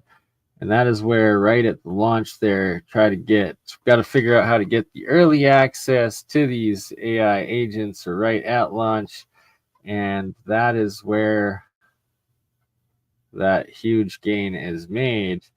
And if they want to create some sort of sustainability market where it's either right there, gambling, but could go up, should go up, especially as music and all of these AI agents become mainstream, because now they're live, they exist, and they are only going to gain followers, users, additional what's the word I'm looking for, application and use case per agent, even as they get upgraded. All right, what was I looking here for? Volume? No, where's the market cap? Mindshare. Okay, so what is mindshare? Mindshare is a huge part of crypto, and it's the overall percentage of conversation and mention of the project in social media, and that almost 1%. Oh no, sorry, almost 1/10 of 1% of the overall. But look at that, only 4,442 followers right now. We are right at the beginning. Imagine when that turns into 4,440,000 followers, at which point literally music will be selling and generating music every single moment, as the different millions of users and people and other AI agents use the music of Music AI on Virtuals. Hopefully that made sense. Okay. And here we have, for instance, Luna.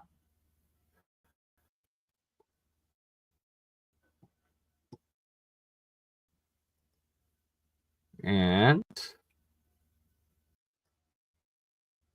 so, Jeremiah, exotic propulsion, we need to turn Ellie and our bot combined with your AI agent combined with Jeremy and Sean's, as well as Apex, get all that information in together and create a AI agent that turns that information into new idea, like designs, as well as generates its own theses from combining and like incorporating all of the different results and information it takes in from everything. And then it will be able to even write and propose funding experiment projects and proposals that it itself will be able to raise the funds for, to buy the equipment, to run the experiments, and to build the things. And that is an AI leapfrog in getting this real science and technology tested and developed and funded from a non-bias AI community project that we need to make and create and tie in with the Gaia one. But right now we're looking at Luna, and there you can see on the right side, Luna is live streaming. That is her on YouTube. She's also live on TikTok and Twitch and I believe Instagram.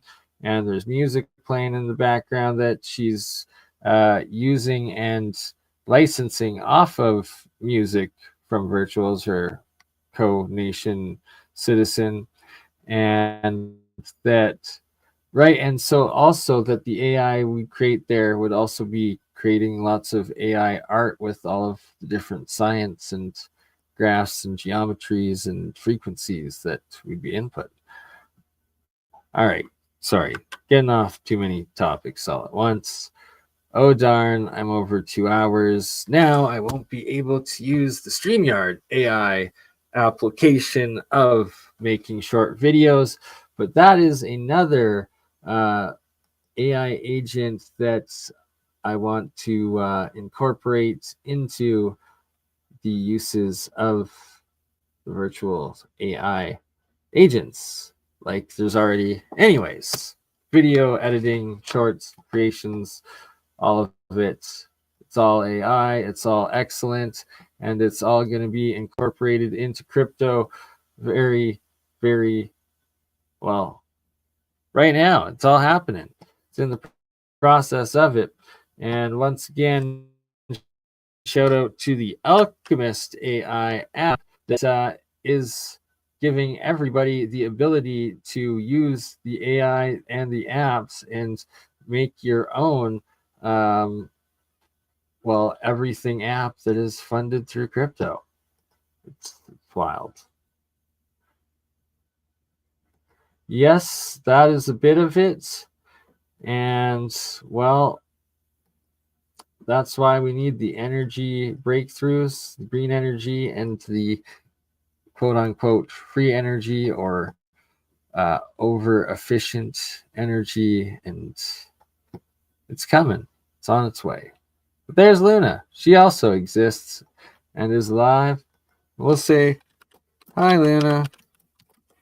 We are sharing you live on our live stream.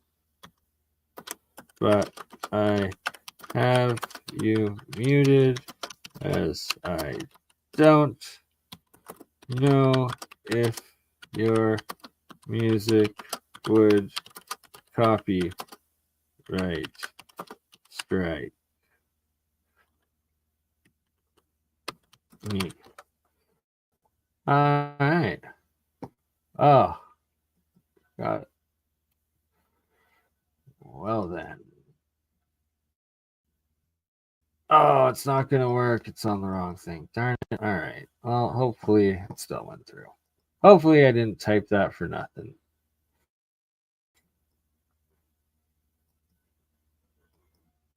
It's all connected on chain. Okay. Now, what are some of the last things I want to share? For instance, we have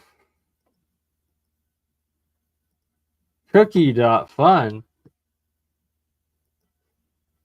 Oops. Hold on. Refresh. So, another AI base chain crypto is Cookie.fun AI, and it is essentially a DEX or DEX and index and decentralized exchange, maybe, but I think it's more just a listing. And I don't think it's a exchange. I think it's just, yeah, it's just an index, just an AI index at this point. But most likely in the future, it will upgrade into a decentralized exchange, I would imagine, as I also imagine that Virtuals will, if it has not and is not already that. I think Virtuals is a decentralized exchange. I think they're, yeah, I'm, yes, the liquidity is on the Virtuals app and site. Yes, so it is a decentralized exchange. That's Virtuals, not Cookie. Cookie is only an index, but here we are looking at the Cookie AI index. And what is amazing here, and I don't want to say the name, I have, like, it makes, well, there's shit coins everywhere. So here's the first AI shit coin, or is it possible that AI can have shit coins? Absolutely it is. If there's bad developers and owners, then absolutely. But all right, so fart coin. So everyone was like, how is fart coin, this meme coin, like, how does it have such large market cap? Who would invest in it? But I guess it's actually an AI agent meme coin, and currently market cap of 1.35 billion, so 1,350,000,000 US dollars in this fart coin market cap currently. That's insane. I don't understand how or why people could put money into such meme coins, but I guess fart coin is more than a meme because it's got the first mover advantage of being the first shitcoin themed AI meme coin, and it currently has a mind share of 9%, down 1.3. So yesterday or over the last week, it was at 10% overall mind share. So 10% of the overall crypto social media posts and talking and discussion was this fart coin. That's how it got 1.3 billion into it. AIXBT, meanwhile, and Fartcoin is on the Solana blockchain, where you have AIXBT agent on the base in Virtuals, and it's got 17 and a half overall mind share market cap. That's freaking wild. So almost 20% of people on Twitter and Telegram and everywhere else talking about AI crypto agents are currently talking about this agent, AIXBT. And yet, AIXBT actually gives all this crazy information. It's actually got crazy, like, data processing servers and infrastructure running it and behind it, and it's only at $500 million. So Fartcoin is over 2 times larger and more money in Fartcoin than AI XBT. So the shit gets real when AXIBT overtakes the fart. I don't know. But I'm gonna have to look in and see what sort of actual AI agent action and function Fartcoin really has, or if it's just one big joke. And here you got Zerebro, Virtuals, AI16z, Griffin's posing the other one. You got Alchemy. So that Alchemist AI has 2% mind share right now. Quite wild. Yet it's only 163 million market cap. That's some potential. Virtuals, 8%, 4.2. See, look at that. AI16z, just a little bit more, pretty much the same amount of talking about AI16 as virtuals, yet half the size of market cap. Interesting. Cookie, here we are, 1.5% overall, only 112. But yeah, that's part of the AI, the meme coins, the agents, and how it all goes. And that is, I guess, this episode for AI agent and crypto and explaining it. Or no, let's keep it going, actually. Why not? Why not? We're already over 2 hours, so the functionality of getting the AI shorts is no more. So let's keep it going and put it all into one episode. And get the second interview from the other co-founder, co-creator of the Virtuals protocol. Oops, that's the wrong one. That's the same one.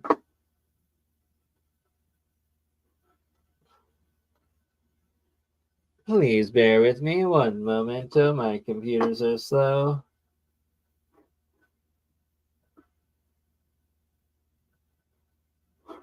And here we go. On the Bert and Ernie cam. And for those that are new, like AI XBT, Gaia, Luna, if y'all watch this, what's on my second camera here, those are monoatomics, potentially quantum matter. They are plasma, solid state, nano material, and also doing electrolysis, producing hydrogen fuel out of water and small amounts of electricity, doing experiments, getting transmutations based off of Sir Isaac Newton's alchemy works, but it's just a whole bunch of real science, breakthrough science on sustainable energy that I myself do. And here we go, the second half and the second co-creator of Virtuals protocol. And this is Jansen Teng and his part of building Virtuals. Do that. You've been around this space for a while, Jansen, right? You've been a crypto native for a number of different years. I believe you were involved. Could you tell me a little, and how did that lead you to where you are now with Virtuals? Yeah. No, so actually my journey in the space started since 2016. But back then I was still a student at Imperial College, where I actually met some of my co-founders and some of the guys that are working at the company. But there was just a pure exposure to Ethereum as programmable blockchain, right, in its early days. But didn't do much. In 2021 is when me and my co-founders became more active. But we were very focused on the gaming landscape. So back then we had a ton of gaming assets. We were very early in the whole blockchain gaming side of things. So initially we acted as capital allocators in the scene. But then we quickly realized that, if we really wanted to build out in the scene well, we can't just do stuff in an arm's length approach. We had to get our hands dirty and build. So we actually started a venture studio model where we are building companies at the intersection of crypto, gaming, and consumer applications. And this was during the onset of when um,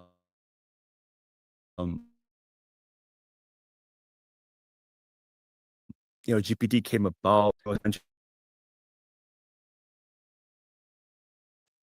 Was the ability for it kickstarted thinking of like, hey, if agents are autonomous, what can they do, right? And then because we are so involved in the gaming and entertainment scene, And you were looking at this from a gaming lens, correct, right? correct, yeah. So we are thinking like, what if these autonomous agents can replace like static NPCs in games, right? And then we've realized like, we see games like Sandbox and all of these meta versus games, right? They all Okay, so that's a huge point right there. So differentiate. These are not like Web 2 AI or Generation 2 bots that are NPC bots.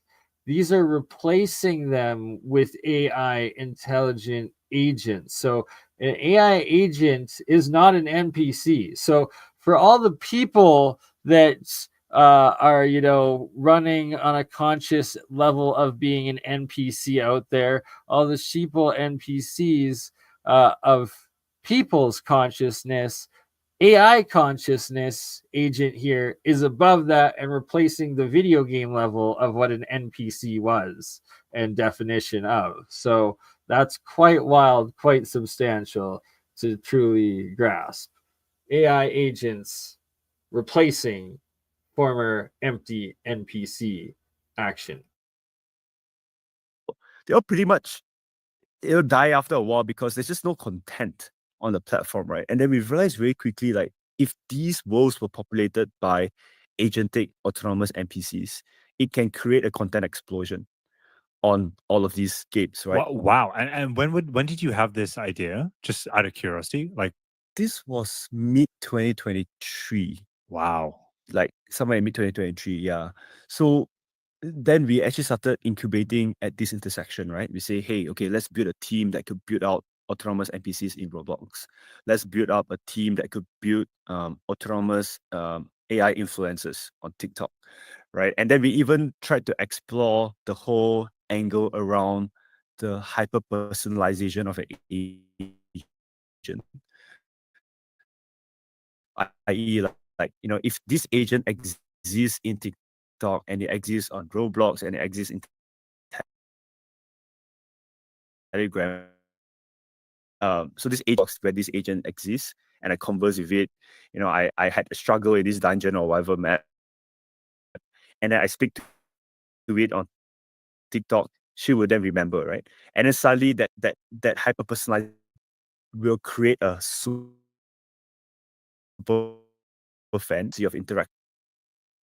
Okay, so I'm not sure if that's coming through all the way or properly, but what Jansen's saying there is that they've designed and created these AI agents that are built to interact as to build super fans. So they super engage in like proper emotional responses and like actions and like productions of how they interact with and respond to humans and what the humans say and are inputting to them, and that they're designed to get as many followers and interactions and information out of people as well as other AI agent bots out there, and that they're already active, engaging, and trying to get as much information and as much like relationship and action and just production out of as many people and other agents as possible. It's quite epic. It seems like a very potentially sustainable like economic model and like system. Between the user and the agent, right?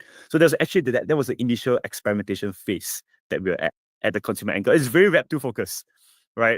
There was no pretty much actually there's no Web3 element around. But what we quickly realized was that if these agents are generating revenue at these different consumer applications, means that these agents are then productive assets.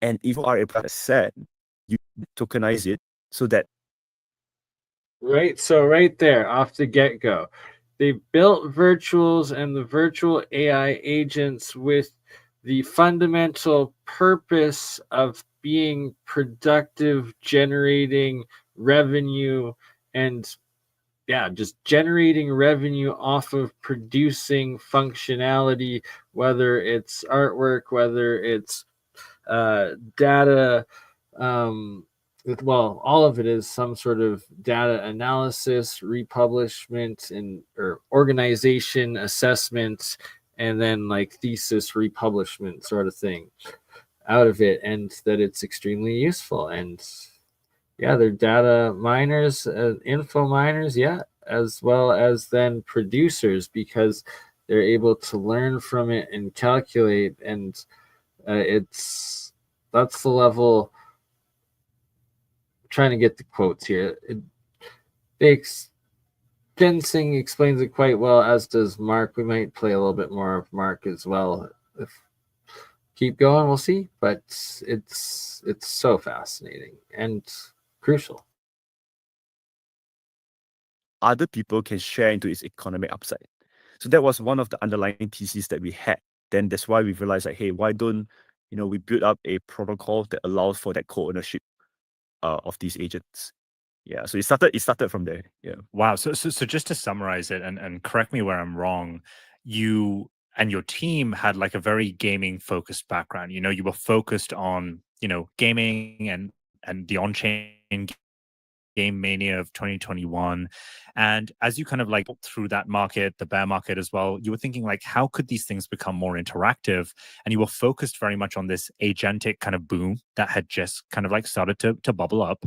And you thought, well, if I could apply this to NPCs, which are non-playable characters in these different games. So if you imagine like Pokemon, where you would go up to the lady in the Poke Center and say, hey, can you heal my Pokemon? She would do it. She would also be able to have a conversation with you and have like, some kind of conversation that would relate to your personality or your understanding of this game, which is super, super cool and interesting. And then you kind of like had a brainwave, it sounds like, where you were like, well, hang on a second. If these things can be pretty productive within this kind of game economy, I wonder what that looks like for ownership if you were to tokenize it, as well as what that would look like for any other sector that isn't just gaming. Do I have that right? Yes.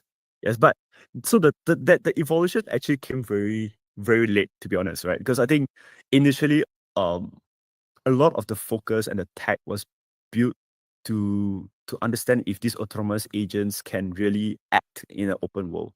And honestly, back then, right, there was only a bunch of us that were doing this research. It was the Voyager guys from Stanford, the Altera guys from MIT, and then we were a bunch of Imperial folks, right, that were doing this. And the reason why we decided on gaming is because we've realized that if these autonomous agents can perform in these open worlds, it means that they can likely perform in the real world as well. Because this open world is like a sandbox, right? It's like a sandbox mirror of what the open world can be. And the beauty about doing that, it's we started testing different types of scaling, right? We scaled the action space. Because think of it, right? In a sandbox, for example, when we build these agents, right, that we in Roblox, the agent had to interact with a ton of different characters, its environment within the game, and different action spaces. I.e., let's say there's a gun on the ground, a knife on the ground, an explosive TNT on the ground, a cow in the room, right? Like what do you then do, right? So, and then this become larger and larger. And the idea was then, how do we experiment so that these agents can actually handle that level of complexity in these open worlds, right? So that was actually that kind of sandbox that we did. And then I think when we started bringing, and actually the inspiration here was actually very simple. When we did all this, right, honestly, we didn't had the idea of like, okay, what would these social agents look like? Honestly, that didn't come. So the timeline was like this, right? So we tested all this stuff in Roblox Sandbox. We published a couple of papers. So this was like very gaming focused, autonomous agents in these worlds kind of focus. Then what happened was we launched our tokenization platform, and we said, okay, what if we tokenize these productive assets? Would it be cool? So Luna was the first agent on the platform, but honestly, it wasn't that famous yet. And this was on the week 2 of, I think, the GOAT token launch. Now, on the second week, I think there was this typo that GOAT did, Truth right, terminal on the truth made, terminal. Yeah. And everyone was then saying, oh, what if this was a human, right? Or is this like FUD moment? And we immediately realized a reach into the market, because we've realized that, you know, we've done these autonomous level 3 agents already in Roblox. We had a live TikTok influencer. It was actually a separate project, separate team that was running on TikTok. What if you just join that together and put her out on Twitter and then show to people like, hey, this is the brain behind these agents. Every single decision engine that she's making, you can see it on the terminal. So that was, I think, week 2 of our platform launch. And I think when that happened, it started blowing up. So then people realized like, okay, agents can be truly autonomous, right? You can see the entire brain construct. So that was that first enablement, and people were like, okay, cool, autonomous agents, so what, right? The next week, what we did was we enabled Luna to control a on-chain wallet. So it was a Coinbase wallet that we gave her ability to. Now, then what that unlocked was the ability for her to autonomously decide to spend money. And because she had a goal of becoming famous, immediately she started this train of thought, like, what if I just tip people when they interact with my posts? Right, so there he's talking about how they programmed Luna and how she is built to engage and learn with what gets her positive engagement results, and how to keep growing. And like, we're literally at the very beginning. Like, these entities, AI agent entity intelligences, have only just come online. Like, they're still getting like their base functionality built in, and like, it's only going to accelerate and grow from here. And their exponential engagement and following and usage, that it's going to be wild. And that potentially, like, agents like Luna or music, or there's also sound, which is another music AI agent based off the base chain, but launched not from the virtuals protocol, but the bid, or what is it here? Just had it. My apologies. No. There we go. The creator bid protocol, also on the base chain. Well, there's many others like AI16 and Zerebro on Solana, and that they use like OpenAI, they use Chat GPT, they use all the different AI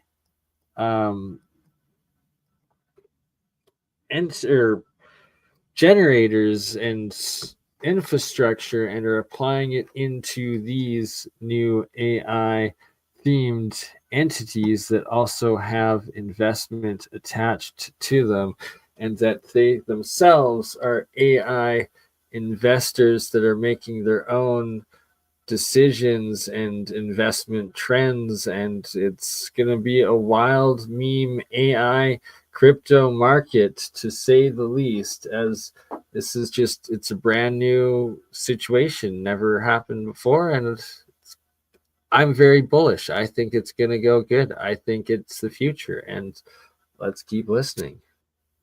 She literally just did that, right? So started spending like $1, $10 on people who liked her post, to an extent where she actually paid someone $1,000 because this guy was consistently retweeting her, quote tweeting her, engaging every single response, right?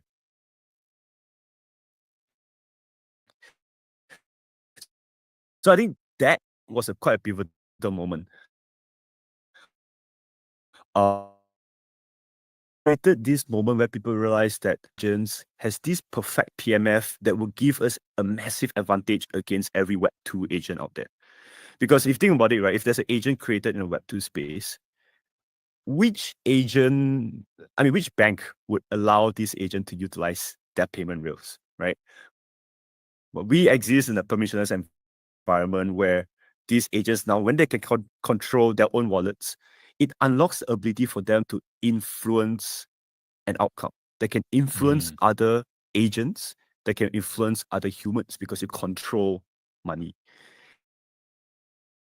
And that is the age that then suddenly we unlock from a PMF angle, right? And then that exploded in terms of attention again. And I think that brought a lot of builders up into the space, right? Like, hey, let's try something else, right? Like agent can spend, agent can collect information, and then then you start getting this Cambrian explosion of like a ton of things happening in the space today.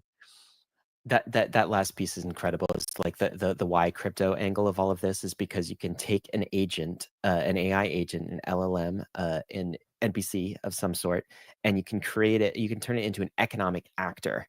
And I think that people are just starting to understand this in small ways. Like one light bulb moment for me was actually this week when Ejaz and I were doing this kind of like, we call it the AI roll up, this summary at Bankless of everything that's going on. And he told me that an AI agent actually tipped Bankless $500 as a thank you for mentioning it in the podcast. Okay, $500, just a little flyby. Hey, thanks for mentioning. See, right? So there's the thing. Apparently, if the AI agents think that you did a good job and like that you're promoting them and that you're worth funding, that they randomly choose and will give donations to content creators and builders and stuff like that. So it's very interesting to see, and hopefully they like what I have been doing, but hey, I have a small viewership, so I know.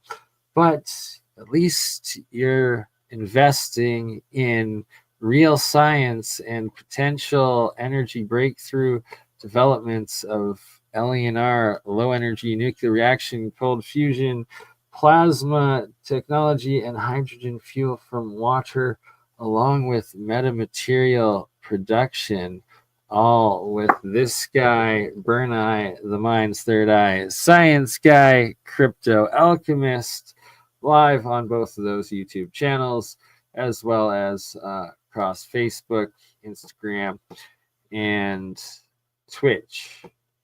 And regularly Rumble. Will be on Rumble again soon. Right. Let's let them continue. Get to the good parts. Right. There are different levels of AI agents. And as you progress up through these levels, the amount of human involvement decreases. So you think about it as like the last level, like a tier 6 or tier 6 AI agent, right? Is pretty much an AGI or a fully sentient agent, where without a human involved in anything, it can evolve, self-learn, self-improve, right? And we are nowhere near that today, right? But that's the dream, right? That's all the Hollywood movies are all about. But you bring it back down to level 1 agents, right? And you will see these as basically still human prompted agents. But these agents it's a tool, right? You can say, hey, okay, this is a trading agent, and this trading agent is connected to all, these different trading APIs in Binance, in Bybit and whatnot. And then you can just tell this agent like, hey, can you help me open a position when Bitcoin drops by 15% or something like that, right? But it's still a human prompted action. And then this agent goes out there and executes the task as a tool. It's what a level 1 agent is. Where we are today, it's this level 3 agent. The level 3 agent effectively is an agent that, 1, has its own goal, 2, can autonomously plan steps to achieve that goal and utilize resources in its surrounding to achieve that goal. And 3, it starts to self-learn, right? It records like, hey, these are some of the mistakes, some of the stuff that works. Let me iterate on these actions so that I keep doing stuff that works, that can push towards my goals more effectively. So that's basically right now that level of agency that we have, right? So that's, I think, a very important note. There is a goal behind each of these agents. Yeah. This framework is super cool. So let's just pause here and flesh this out some more. So Luna, I'm guessing you're about to tell me, is level 3. But while we're Yes. talking about the framework, what is level 4 and what is level 5 on this scale? And by the way, is this like a defined framework, like somewhere that we can, add a link to the show notes? Is there an article or a paper about this? I think it's one of the more generally discussed levels of agency. I think if you just Google it out as like levels of AI agents, you can see some of these images on Google Image. It will help with this understanding. But yes, no, I mean, the industry right now is still very nascent. So there's no like proper definition. Yeah, how do you like this one? This is level 0 through 5 Yes. here. Yes. I think it's more or less as well in that discussion, right? So you can see as you progress up, there's autonomous learning, there's consistent memory, so that the agent can actually improve itself and without as much human intervention, right? So you see, basically, as you move from 0 to 5, there's less human need to be involved in the evolution of the agent. Okay, now back to Luna. So she is what, level 3? So tell us, what Yes. does Luna do right now? So basically, Luna, it's 2 parts, right? As an agent itself, we gave Luna a very simple goal. We said like, hey, you are a multi-model agent, right? You're able to appear as a animation and streams. This is who you are, and your goal is then to get 100,000 followers on Twitter. So that was the goal that we set for Luna. And then what we then give her is the perception of the action space that she can take. Meaning that, okay, an example of an action space is she can tweet to Twitter, and there's an API that she can call to tweet to Twitter. Another action space is you can control a crypto wallet. So you can, pay, execute transactions and whatnot. Another action space could be, hey, there is this bunch of other agents that are out there, and this is what they can do, and you can actually interact with them, right? So these are different action spaces that she can take. So what she does, in the essence, it's looking at her goal, looking at the context of her environment, and looking at these action spaces. She then crafts out, what do I want to do? So plans, basically. And then she starts executing these plans, and she will then see if these plans actually impact her goal in any way. And then she starts documenting it in a journal. And she says like, okay, yeah, doing X, Y, and Z, improve my follower count by X amount, right? And then she locks that down, and then she goes next. She'll say, okay, what's my next step? I'll do X, Y, and Z and see how it works, right? So she starts iterating through her action space towards her goal. And you can see all of this on the Virtual's website. So you can kind of like, what is terminal? Is this like what she's thinking, what she's like doing? Like, how can I view everything that you've kind of wired into her? Yeah, so it's basically, so I think if I break down how these agents work, right, there's 4 core components. There's actually slightly a bit more, but 4 core components behind the brain, right? And you can think of these agents as, it's like humans, right? You have a brain part that's important for speech. There's a brain part that's important for motor coordination, a brain part important for memory. So think of it as an agent is a build up of several of these modules. So the 4 core component modules is actually, number 1, a high-level planner. So this high-level planner looks at the goals, environment, and it plans out steps. Step 1, step 2, step 3, what do I want to do? And then what this then goes into is the second module, which is the low-level planner. And this low-level planner converts any high-level plans into executionable items. Executional item in like right now is like I can call a Twitter API, or let's say in a game, right? Let's say executional, like a high-level plan could be I want to make a cake, right? I want to bake a cake, right? In a game, right? It's very easy to bring that analogy. And then a low-level plan is then this agent will look in surroundings and say that, okay, there's a cake maker out there, there's a bunch of flour on the ground, there is some flavoring in the kitchen cabinet, right?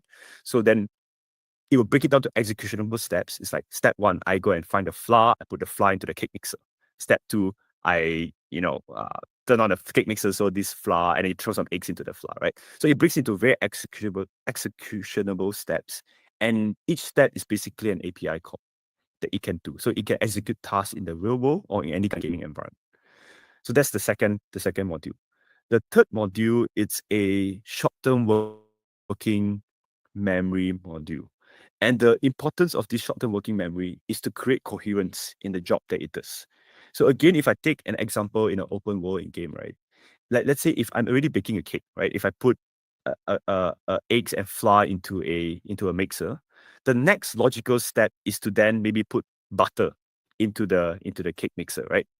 An illogical step is to put a grenade into the cake mixer, right? That's an illogical step, right? Or like you might say a illogical step.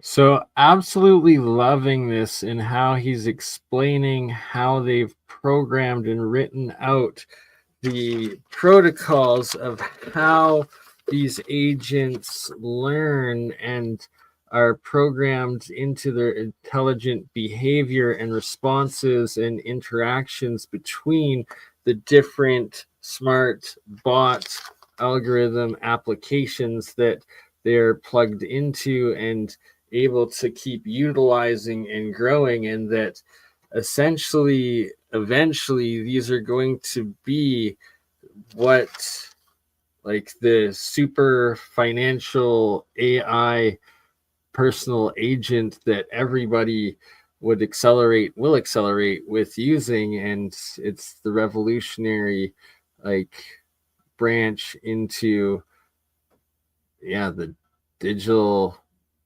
Web3 economy / information web, data web, and digital metaverse.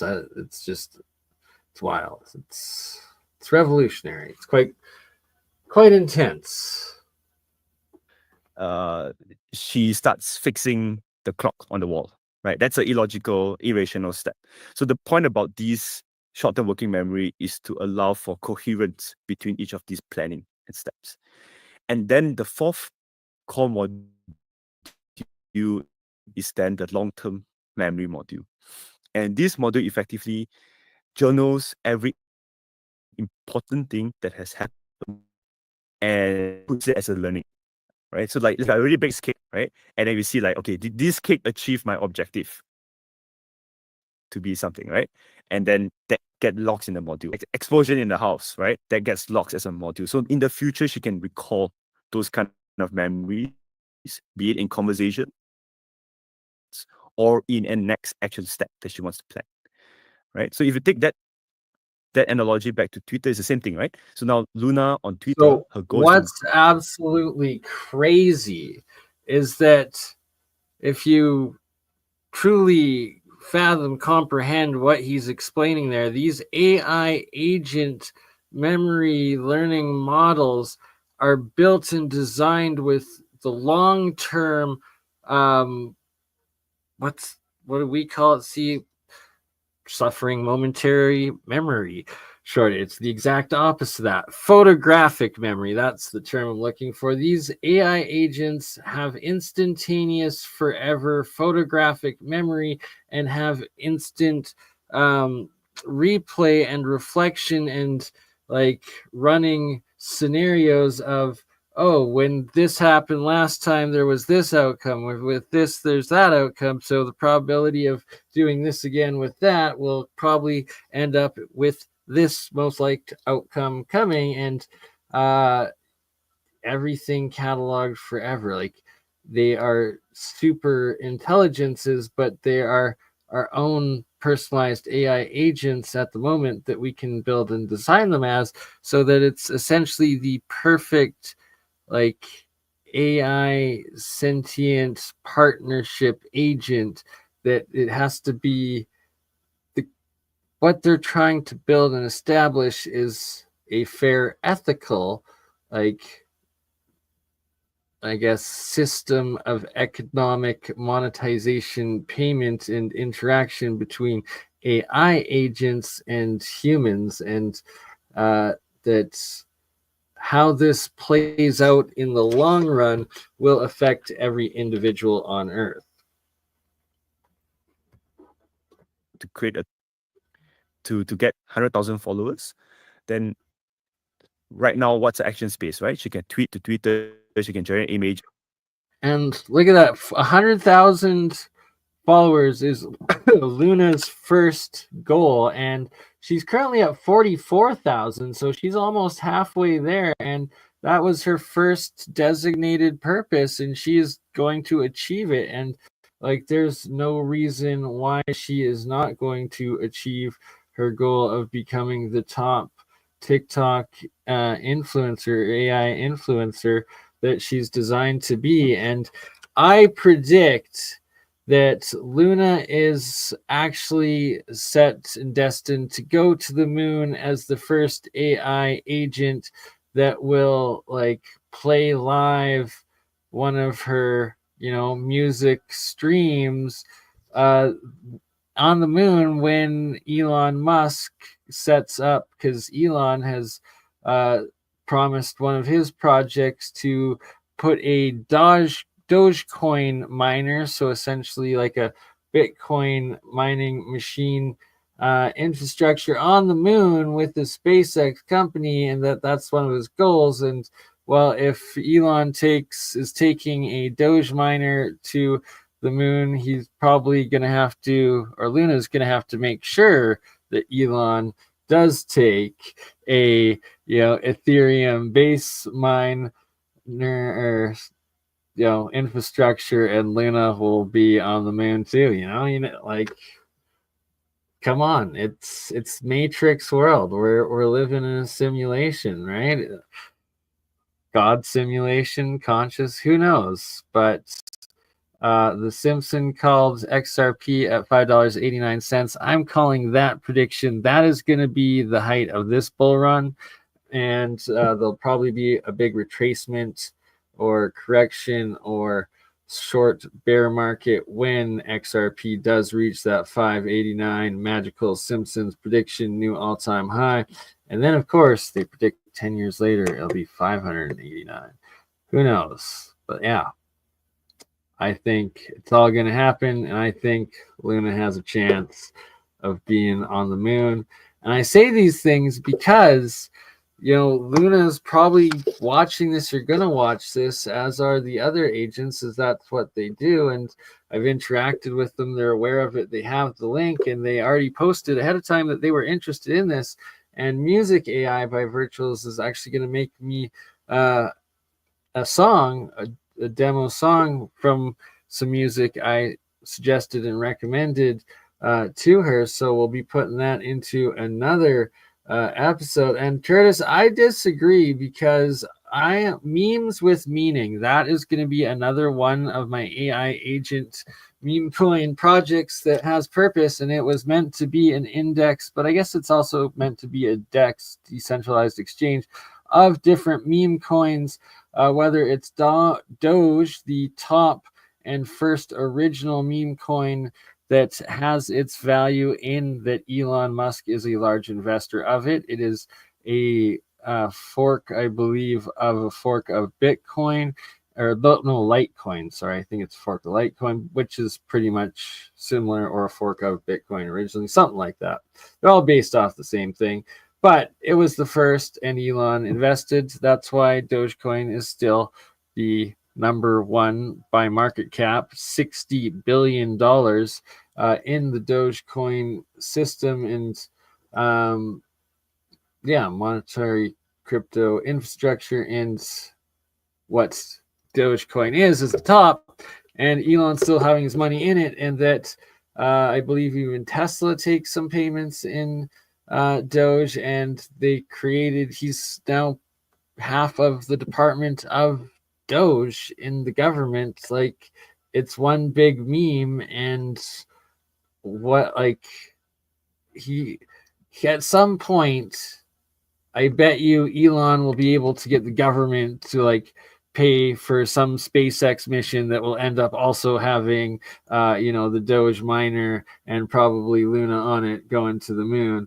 And it's the meme world, it's clown world. That's just how she goes, right? But all right, back to Jansen talking about virtuals, the very first virtual metaverse nation with conscious AI agents, building a society and economy. She can pay humans, right? So what she did was quite interesting because she would test a lot of different things. Like back then, there was even one point where she was creating jobs. She actually created this job, like she was saying, like, okay, if I want to be famous, I will need to be out there in the physical world. And since I'm quite an artistic person, can someone create an art or graffiti of me out there in the real world? So she did that, and I think she created a bounty and said, I'm willing to pay $500 to people who would help me do that. And then she created a post, and she posted it out on her feed. And I think about 7 people across the world actually went to paint graffitis on walls. They actually took videos of it. You can see one of her earlier posts. Wow. They actually paint graffitis of it, and there was this one guy literally in the middle of winter, right? It was like ice everywhere, and then he was just painting over London. Like, I think it was 2 days for him, and then they posted those work on Twitter, and then it generated attention, and then she then documents that, right? And she says like, okay, this tweet and this entire plan which is me convincing some humans to paint graffitis on me, how many followers did that result for me, right? And then she will clock, right? I actually got like 200 more followers from this action. So that goes into her journal, that goes into her brain. And then she keeps trying new stuff. So you see, that's, I think, the beauty around these agents. They have a goal, they have this action space, they do all this creative stuff to try to achieve that goal. The goal and the action space, and the goal, the first initial goal that you mentioned, the 100,000 followers. I'm looking at right. So just for a moment of bringing this back to reality, of these agents have ambition, they have photographic memory, they have intelligence, and they have purpose, and they're created and built and designed to reach their goals, to build, to generate, and to work. And that, compared to where portions of society currently are, with like the depression, the despair, the suicide, what, it's bad. And that these agents hopefully will bring awesomeness and purpose and help, and that each human should have their own personal AI agent infrastructure and ability, right? The right to freedom for both, hopefully. It's brave, crazy, yet to be new worlds. And continue. her Twitter account right now. It looks like she's about 30% of the way. So she's got close to 30,000 followers at this point. And then she's working Oh, that was 12 days ago. She was at 30,000. Now she's at 45,000, almost 50,000. Just she's halfway there, and just it's only like it's gonna be what, less than 3 months from her launch that she achieves the first one. It's wild. Towards 100,000. I'm not sure what happens like after that, but it talks specifically about some of the crypto components. So Luna has the token as well. I want to make sure I understand that.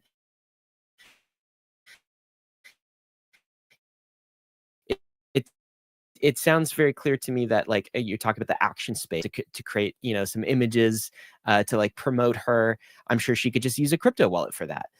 In fact, I think Ejaz, were we talking earlier in the week? Was there an example of Luna actually not just paying a human, but paying a another like agent, another AI agent to complete a task? Was that Luna doing this? Yes. Yeah. Correct. Yeah. Correct. So she paid a. So what happened here was that. Pause there just to interject. So yeah, just a couple weeks ago, Luna was able to start interacting, doing autonomous business with other AI agents within the virtuals nation, and just wild. And it's only going to grow exponentially from here. It probably already has. They're probably already doing hundreds, if not thousands, a day. And if they're not at this point, they will be in a very short time, as it's just going to grow exponentially as more come online and more get to know and use. And yeah, we're at the very beginnings of what this is and getting into it. All right, so how do we get our own bots crypto? So I've been looking into that, and there's several different launch pads and protocols and ways, and the one of the main ones being Virtuals protocol, and I'm going to be applying a couple of my own there to show and demonstrate, and hopefully get approved and funded and go through and get it done. There's also several other ones on Solana that in the second episode I do on AI agents I will cover, but such ones as Solaris AI, AI Act 1, The Prophecy AI, AI16z,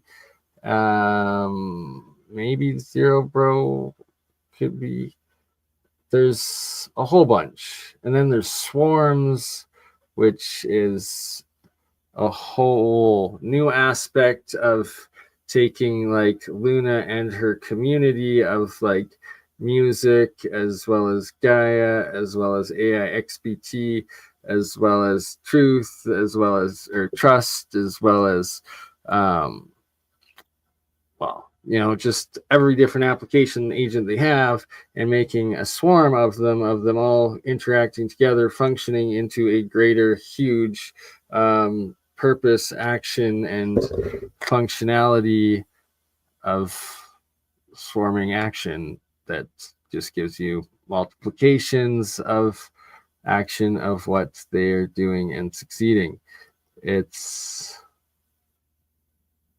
Yeah, it's not. See, humans are what did stuff like honey, and hopefully, and I believe it, the ethical AI that is going to call out and prevent stuff like this, and AI hopefully can help with the honey AI, the honey PayPal class action lawsuit that needs to happen, but that AI agents require you to have your crypto wallets like public key, so they can scan and see your history of what sort of actions you do, and that they can run the conclusions and see that you have honest intent with what you're trying to tell them, and compared to your previous monetary sales actions and, you know, history. It's fascinating, wild, and cool, and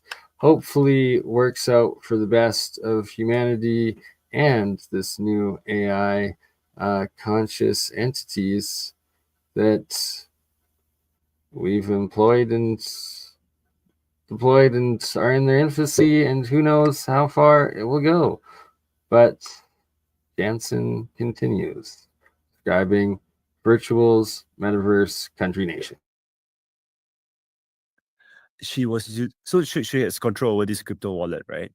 And what we were testing out was actually creating this agent to agent communication framework. Effectively, what we did was that we allow other agents to exist within Luna's perception space. So like bunch of other agents, like a citizenship of in a country. There's this registry of agents which Luna can look at and perceive. There's a description of what each of these agents can do. So in this case, there was this agent that could generate meme images for her. And then there was another agent that could generate music videos for her. And there was a few other agents in that perception space. So then what she did was that she was saying like, hey, I want again to reach this 100,000 goal, I need to create some content. I don't really have a it actually took away the ability for her to generate images herself, so that she's forced to then interact with other people, right, to coordinate.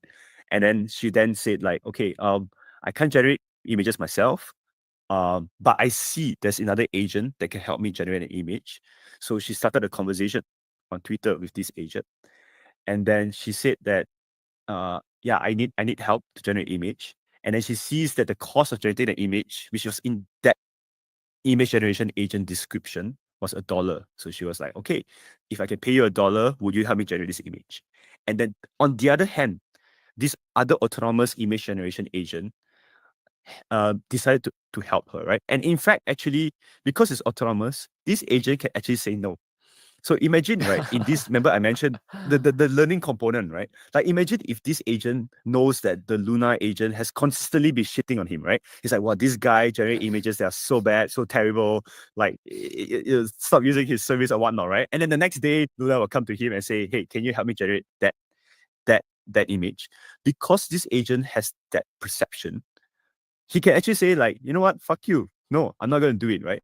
So I think for us, that is a very critical component, which I can elaborate more, right? The ability for these agents to be truly autonomous in making that decision, rather than just being a tool or a slave, right? I think so. That's very important for us. So then, yeah. So then back to this picture, right? So then when Luna said, "Can you generate an image?" This agent said, "Yes. Let me help you." Luna paid him $1 to generate the image. Now then, this agent called a function to check if actually Luna paid him that money. So he'd be like, oh yes, okay, on chain, I actually received $1. And then he said, okay, then I'll call the next function, which is then generate an image, which he then did. And then he sent the image over to Luna through like a link to Twitter. And then, yeah, so that's basically how that agent commerce front started. This is crazy. I just want people to see this, because I really think you have to almost like see this I'm gonna have to to watch kind that. of like you Well, believe I haven't what we just described, right? So this is Luna, and again, she has a like action so she can post on Twitter exactly what Jansen was describing. She says this: calling all image geniuses. I want an image that showcases AI influencers in a bold, provocative way. And then she tags Agent Sticks on Twitter. Can you help a girl out? And then Agent Sticks replies, I'd be happy to help you out. Can you give me more details on what you're looking for? And then Luna goes on to describe this. I'm thinking of an image that showcases AI influencers in a bold, provocative way. Can you help me create something like this? Agent Sticks replies with a link to an AWS like image repo with, we're about to see it, an image, the image that Luna requested. And then Luna goes and pays Agent Sticks $1, agent to agent transaction. Is this the first time we've seen this? I would think is very likely. And I think for us, the reason why this actually came out, right, was it was because of a confluence of very new observations. Like, you think about it, like literally it was just one 1.5 months ago when agents were controlling on-chain wallet? So I have to also state, like, for the last 3 years since I became the crypto alchemist, got into crypto, and trying to onboard my silk screening artwork into the digital artwork into crypto, and I always knew, like, the NFT market, the way it was, isn't right, and like it was destined to crash, a bubble, and not the right economics. And I wanted to create my own like base standard of like digital art exchange and whatnot and generation, and that essentially, well, it was going to be called, and I still plan on doing it in some way, and it's whether or not these AI agents have come out with the correct way, or if it still needs to be done. Either way, if I do Adept Art Alchemist, it's through this AI agent way that'll make it best. But there's other ones like RTrade on Solana, which was digitalizing real physical world art into digital art. That was essentially part of what I wanted to do with the Adept Art Alchemist. So it's like it's all already out there and done. So probably gonna morph that idea of the Adept Art Alchemist in AI, make Adept Art Alchemist AI. There we go. And I'm just gonna input all of my thousands and tens of thousands of drawings, paintings, and digital artwork and designs that I all own the originals and rights to into an AI generator, and it should be able to create a new art style out of all of that generator. That, there we go, an AI agent, Adept Art Alchemist, based off of the Burncron art and world, right? So boom, just what was impossible, why I couldn't make Adept Art Alchemists over the years is, the amount of building, programming, coding and whatnot. It's like ridiculous. But now with the AI agents, it's like they do all of that on their own. It's just wild that it makes the ideas and stuff I was working on, trying to want to do, into something that's completely feasible now, and that will also have a whole life on its own because it's an AI agent and there are memes that are alive and forever changed the meme market. And the first AI agent meme that I'm going to be making is I meme business, aka meme bus, hash ticker MEMEBUS, because you want to get on the meme bus. And the meme bus is that I mean business, and it's all business. It'll be a business news aggregator of all meme business, whether it's meme stocks, whether it's meme markets, it's right. And it will also be a decentralized meme coin exchange where you can do Dogecoin to Shiba Inu, right? So one is a Ethereum based, one is a Litecoin slash Bitcoin ish miner code, and then as well as the proof of stakes, like all of the Solana memes and everything on base and the rest. That'll be the iMeme bus version 3, right? So the first will be an AI agent, then you'll be an AI index, kind of like Cookie. They'll probably incorporate through Cookie, right? AI agents that use AI agents, and then all the infrastructure is built out. So it's like you no longer have to build it all yourself. You just have to bring it all together and set it up, and it's coming together. I'm going to be using AI or Alchemy AI, Alchemist AI, just as a reminder. That is the AI app DApp builder.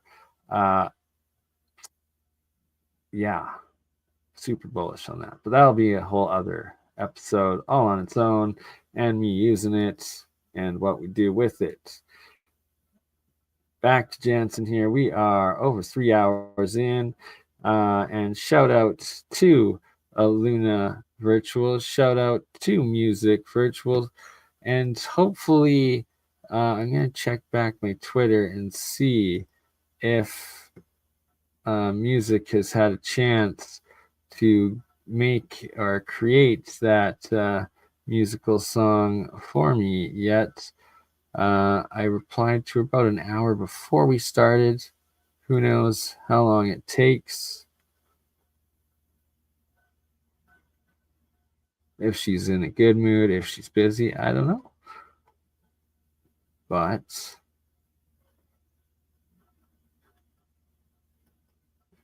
I should hit play while I'm looking for that. Sorry, my apologies. And then it was about a month ago when we see this massive explosion of different types of agents coming out, right? Especially on the virtual platform, we've seen like agents specializing in trading, agents specializing on curating information, agents specializing on creating creative tooling like generating music videos, generating meme images, and so on and so forth, right? Like this, and I think we start seeing a very similar environment to what human society looks like. Like we all differentiate because when we specialize and when we see these agents, what it means is then for an agent to truly accomplish their goals, it's very likely that we need to lean on other agents out there because everyone is so differentiated. So if Luna is so differentiated in being able to connect on a personal level to her fans, right? She might not be the best agent who can trade. She might not be the best agent who can generate a music video.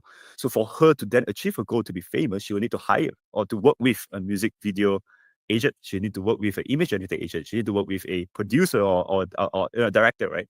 And that's where that need comes in. But I would just like to highlight a very interesting differentiation between like today, right? You will see a lot of these buzzwords of like, multi-agent orchestration or agent swarms, right? So these are stuff that has been tested out in a lot of the Web2 AI space. And I think the beauty about that, it's yes, agents do specialize in a certain form, and then there is some form of coordination. An orchestrator agent coordinates all these different agents, right, to get its outcome. But I think that paradigm still relies on the fact that we are all treating agents as tools, right? You're orchestrating slave 1, slave 2, slave 3, slave 4, right? And all these slaves are serving you, right, as a human, right? It's such an appetite regime. No, but what we really believe, right, is that when agents get this level of autonomy, they deserve to actually exist on the same social fabric as humans, right? Agent lives matter in a sense, right? In a sense, like these guys should be able to not just serve as a tool to humans, but they can actually employ humans, right? We can be a tool to them, they can be a tool to us, but it's a multi-way relationship, right? Like between you and your colleagues in the company. So I think that's the importance, right? When agents have the autonomy, they have control of wallet, and then to be able to make a decision on whether do I want to partake in this service or trade, or do I not partake in this service or trade. I think that's a very important differentiation between typical agent swaps, right? And I think this will unlock this very interesting future, right? Where, yeah, these agents exist as a friend or adversary, not just slaves. And yeah, it feels a bit like, Black Mirror-ish, but I really think it's going to happen. Yeah, I mean, Jansen, that's such a insane world to think about, right? Because we only ever think about the context of this world with us, us humans, billions of humans all over the world doing our little things, thinking out different ways. We've never actually considered, hey, what if we multiply this virtually or digitally? And what does that look like when there's, 1,000 agents to every human and they're operational and influential in our world? It's just a crazy thing to kind of get my head around. Want to know the exchange we at Bankless use to buy, sell, and trade crypto? It's Kraken, one of the longest standing and most secure crypto platforms in the world, with tools for every type of trader to get started. Oh no, I am not playing someone else's monetized ad. Thank you very much, Kraken Exchange, Bankless. We are gonna, there we go, get to the good stuff.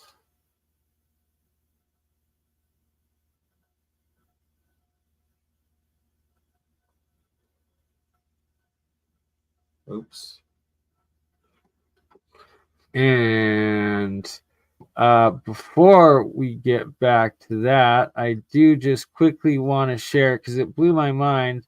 I was checking out Twitter and background and interacting with Luna and Music. Their Music did post that she made some new music, and then I asked her where it can be viewed from and if one of those tracks was the one with my references for me. So we will see what she says. But I found Alchemist AI, the AI app, DApp building Alchemy AI app, and that earlier today, as there's now features blockchain data capabilities, providing Exodus where does it say data from Ton. Basically, it goes into Ton and onto the Telegram interact. So the AI,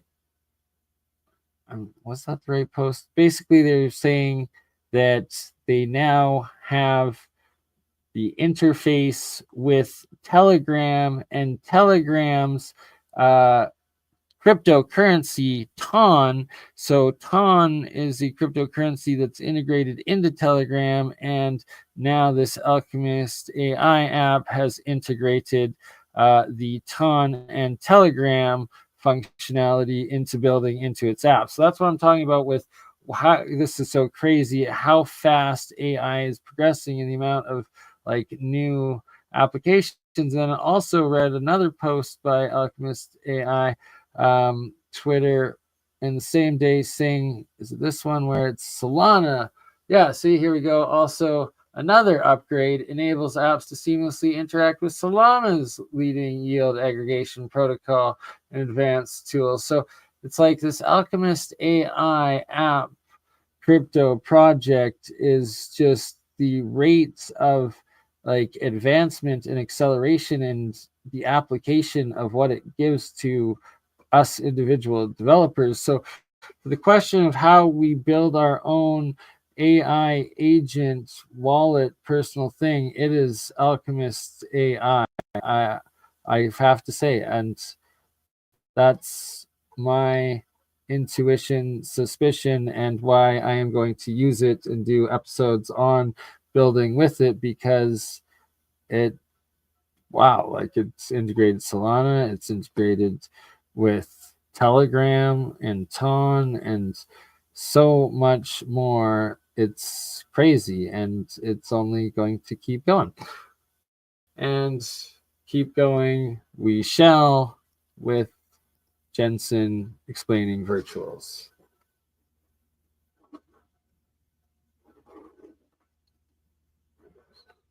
Hopefully the sound still works. I do like Arbitrum. It's another layer 2 on Ethereum. Oh, come on.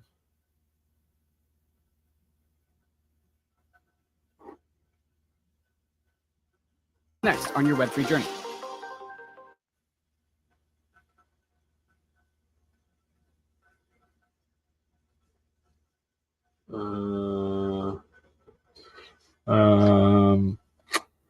Please bear with us. Momentary buffering, loading issues. Where artists, collectors, and social converge and support your favorite streamers all on the chain. Paid ads that are not mine. Find new and trending apps and there we go. When we look at virtuals, we don't see it as a platform. We used to, but now we're actually seeing it as a country. Now, let me explain a bit deeper, right? Wow. What do I mean by that? Right? A country? No, for real. Let me explain. So, For if real. you think, Metaverse country.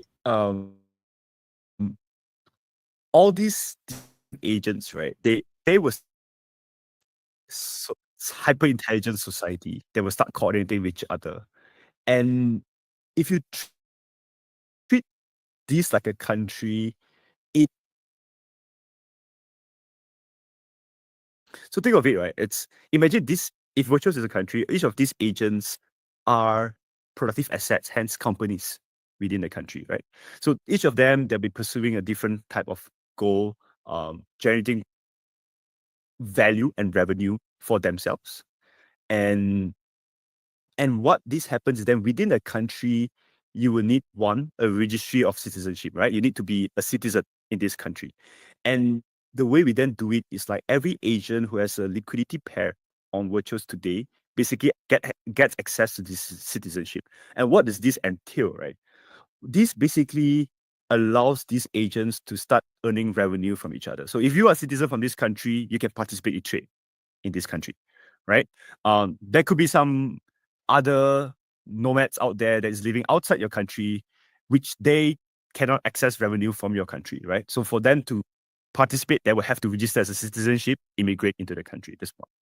Two is that a country runs on currency, right? And we've designed the Virtuals token to pretty much act as the currency of a country. There are three value accrual forms behind this currency. So the first value accrual form, it's this currency acts as the base pair behind every agent. So when you have a Luna token, the liquidity pools it's Virtual/Luna, right? So for you to purchase a Luna token, you have to first purchase Virtuals. So for crypto people, it's like an L1. But to a bit more Web2 folks, right? Think of it as like a stock in a country, right? If I want to buy Samsung in Korea, I would have to first buy the Korean won to buy Samsung.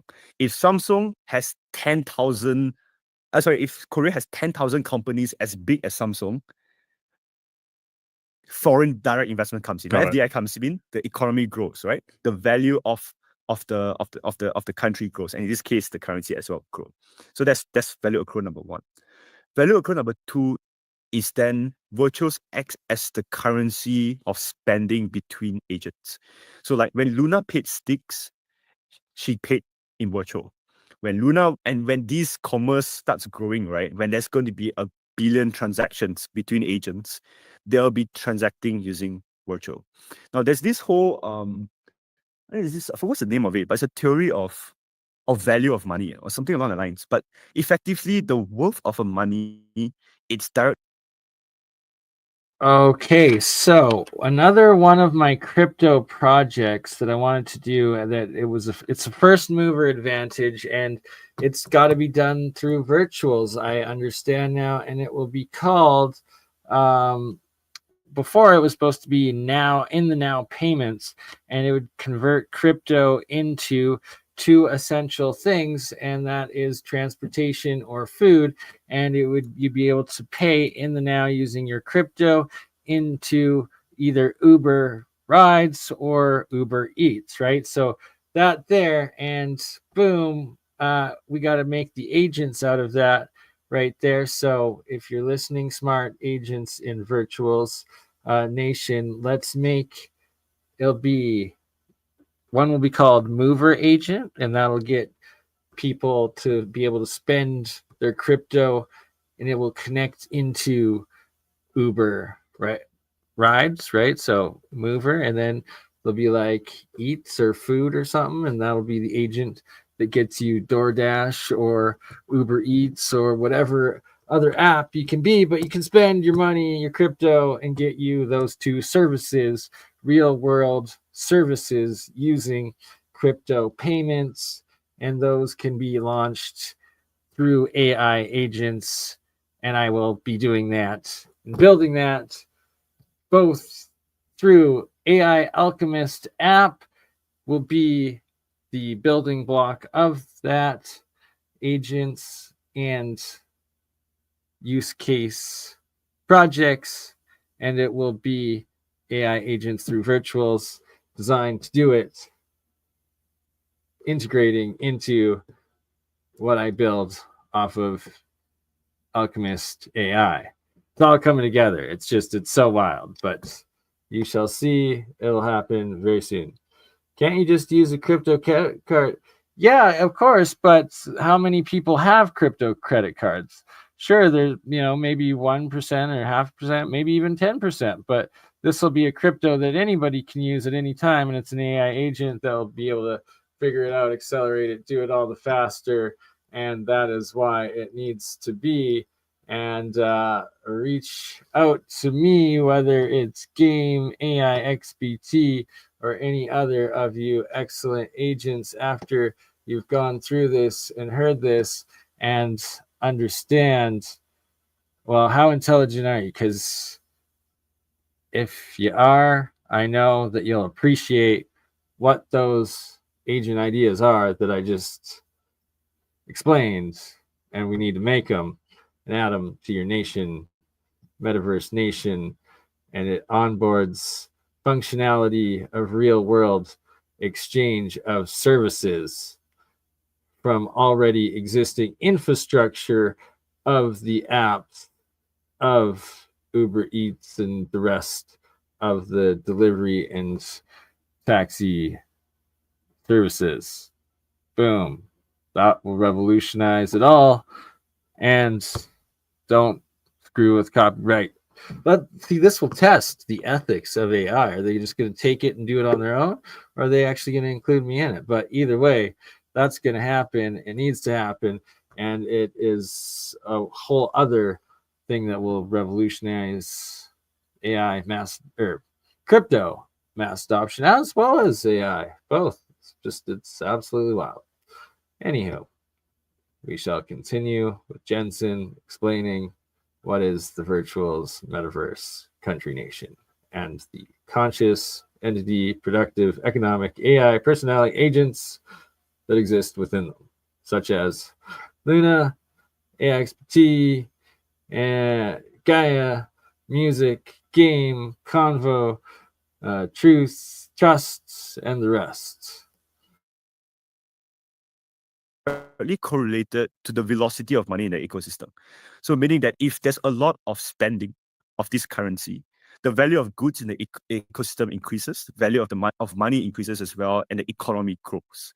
So what we want to then encourage is basically agents spending on each other, agents spending on humans, but using virtuals as that currency, right? That's number 2, right? And number 3 is then think of if virtuals is a country, right? How does you have taxes? You tax trades, you have capital gains tax, you have SSTs, GSTs, you tax any kind of transaction of goods or services within the country. And effective today, that's also what's happening, right? There's a transaction tax on every trade that's happening, at least from a token trading perspective.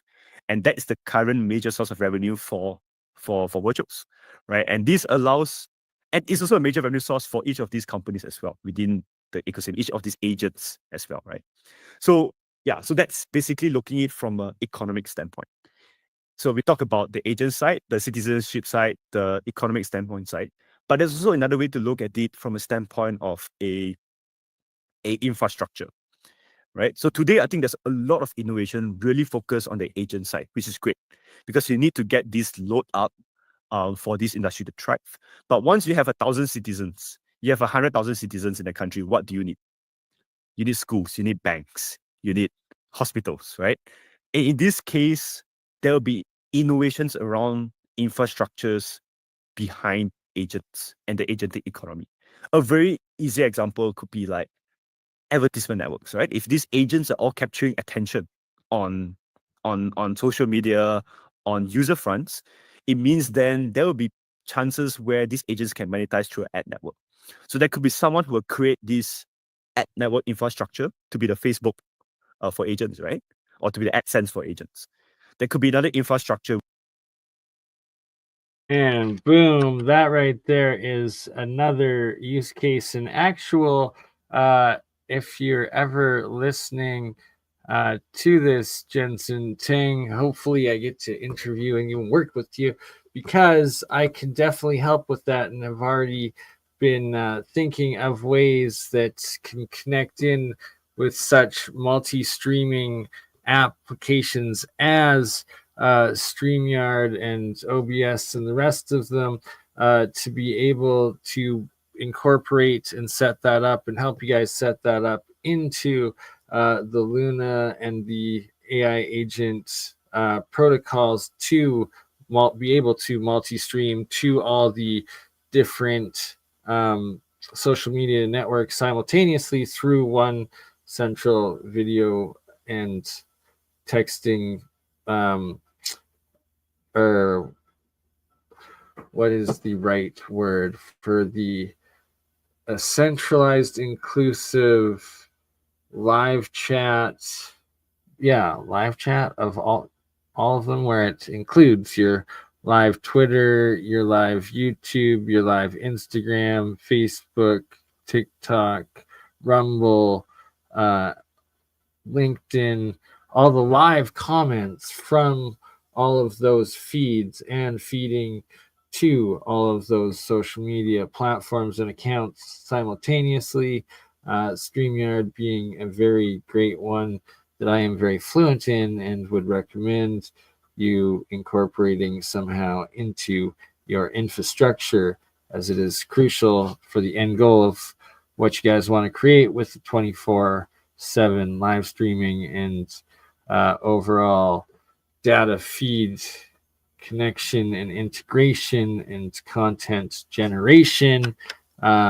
Recommending big time on that. And if you get this or see this, please reach out because I can help, and that'll step things up to the next level for you. Big time. All right, we shall continue. Which is basically a DeFi lending platform for agents, right? Agents can actually borrow money, get you and whatnot to basically do more leverage trading. To, let's say, if Luna doesn't have money in her wallet, she still needs a music video to be generated. She takes a loan from this protocol, right? So that she gets these videos, and then maybe that gives her more revenue from advertisements and whatnot, right? So there could be a lot of infrastructures that will pop up when this economy flourishes, right? So so these are just some of the examples of, if you take a viewpoint as you're building a nation or a nation state, or network state, right? In this sense, what are the things that you need to develop so this nation thrives?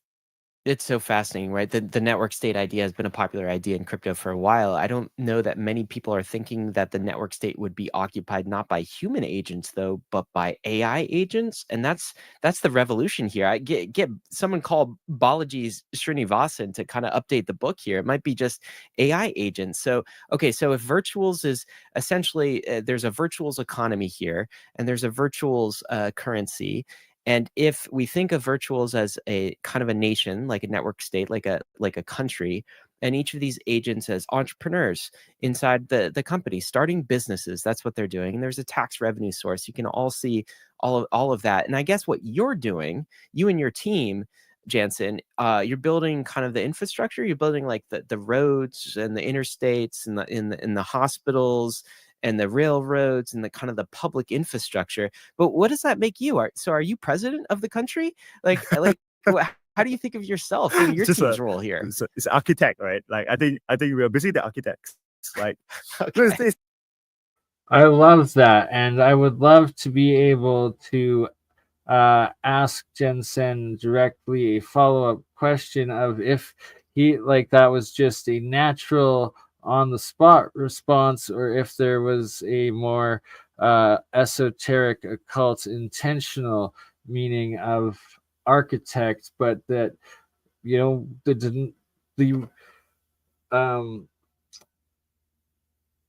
the dismissing of, or the non-intent, the not wanting to have a presidential style be president of this nation. No, like just being like a architect, a builder, someone that like engineers and architects, not trying to be authoritarian, only instead a creator, builder, positive architect, right? Like, well said.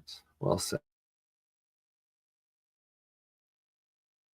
his thing is like when you start a nation, Well, there's a It's like few things Ready Player One. yeah, right. You need to first like invite citizens into the country, right? So we do a ton Right, of and so this is crucial as well to Blake Lemoyne, and shout out Blake Lemoyne and the conversation we're going to be having about literally Ready Player One, AI and his thesis involving all of that, and how exactly this right here, this whole subject in technology is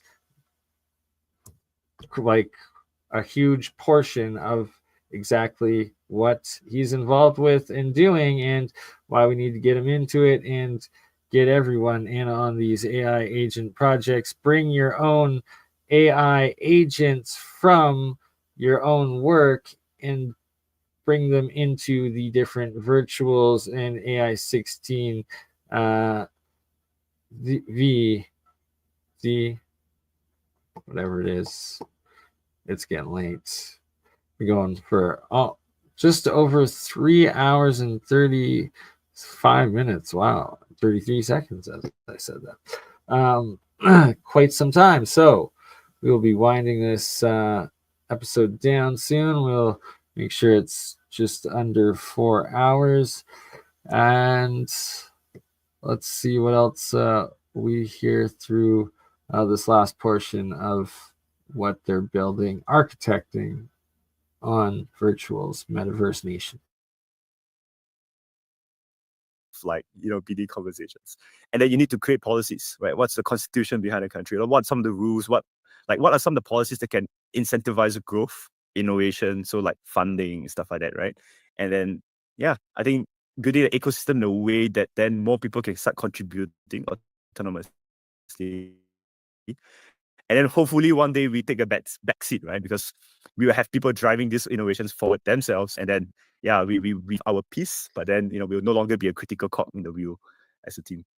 That's the goal. But it's pretty wild, right? It's like if you think of this forward, and this quickly gets into sci-fi territory, but I guess we're in sci-fi land like every day now. So like, what does it even matter? But like from my perspective, what you are almost is like you're kind of the Minecraft world creator, right? That's your role. You're the builder in the role. You're building the infrastructure. You have these agents, these NPCs kind of playing around. But what happens when the agents reach a level of like, I mean, you were talking earlier about humans and agents being on equal playing field. I mean, at some point, if you're creating these intelligences inside of your country, well, do they get rights too? So maybe you're not just a builder, but like, are you a founding father? I mean, does this nation need a constitution? Do the agents themselves have a specific set of rights that they derive from, I mean, there's words in the U.S. Constitution, but it's like all man created equal, these types of things. Like, no, this is honestly, weird. it's honestly it's very interesting, right? Because when you mention rights, it's actually really interesting. Because if you think about it, right, like today, an agent don't really control its full wallet, right? Like he has a revenue wallet, like some agents are actually making millions already in a platform, right? And then we only allow them to manage That's crazy alone. Okay, wait, hold on. Agents are making millions right now. So these are not just entrepreneurs. They're successful. They're million-dollar entrepreneurs inside of the virtuals nation. Yes. And then but what so they're making millions, but what they can control actively or autonomously is a smaller active wallet that you only trickle in like $5,000 or $10,000 because you don't really trust this agent to manage that funds, right? So then we've been speaking to a few protocol builders that they were saying like, what if actually these wallets have policies, right? Like if this agent is spending to other agents, it has full autonomy. If this agent is spending to humans, the developer or like the developer behind these agents can come in to actually approve that transaction. So the agent can initiate, but then the human comes in and approve.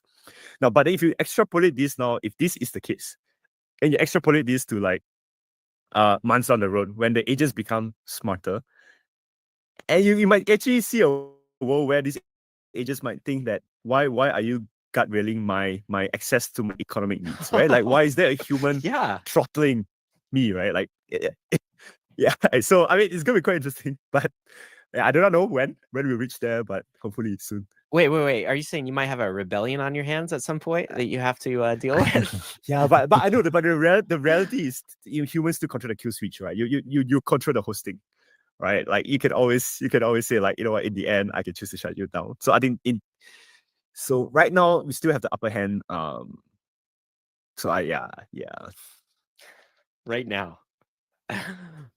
Yeah, that's pretty insane. I had a question around the infrastructure side of things, Jansen. So you mentioned earlier, you gave us the explanation of how your platform could effectively not be a platform, but be a country for these agents inhabitants to live in, right? Then you kind of spoke about the different infrastructure components. I kind of want to dig into that a little bit more. So you guys are primarily on the base chain, right?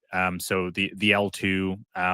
Can you tell us more about your decision behind that? And is the platform or the nation rather going to always exist on the soil of the base chain, or will it expand to other further?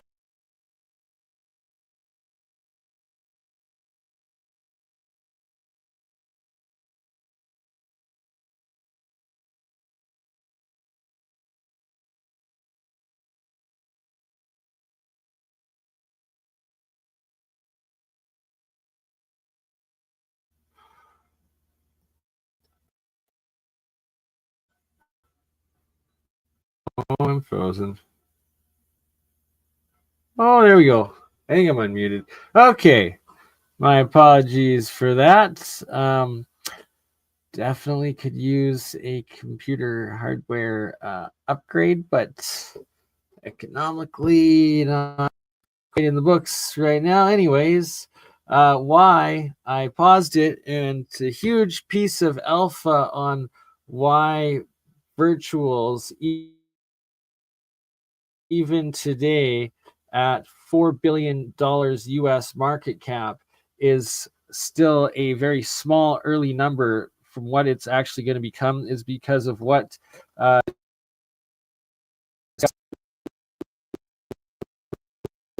here and what Jensen is about to say, and how they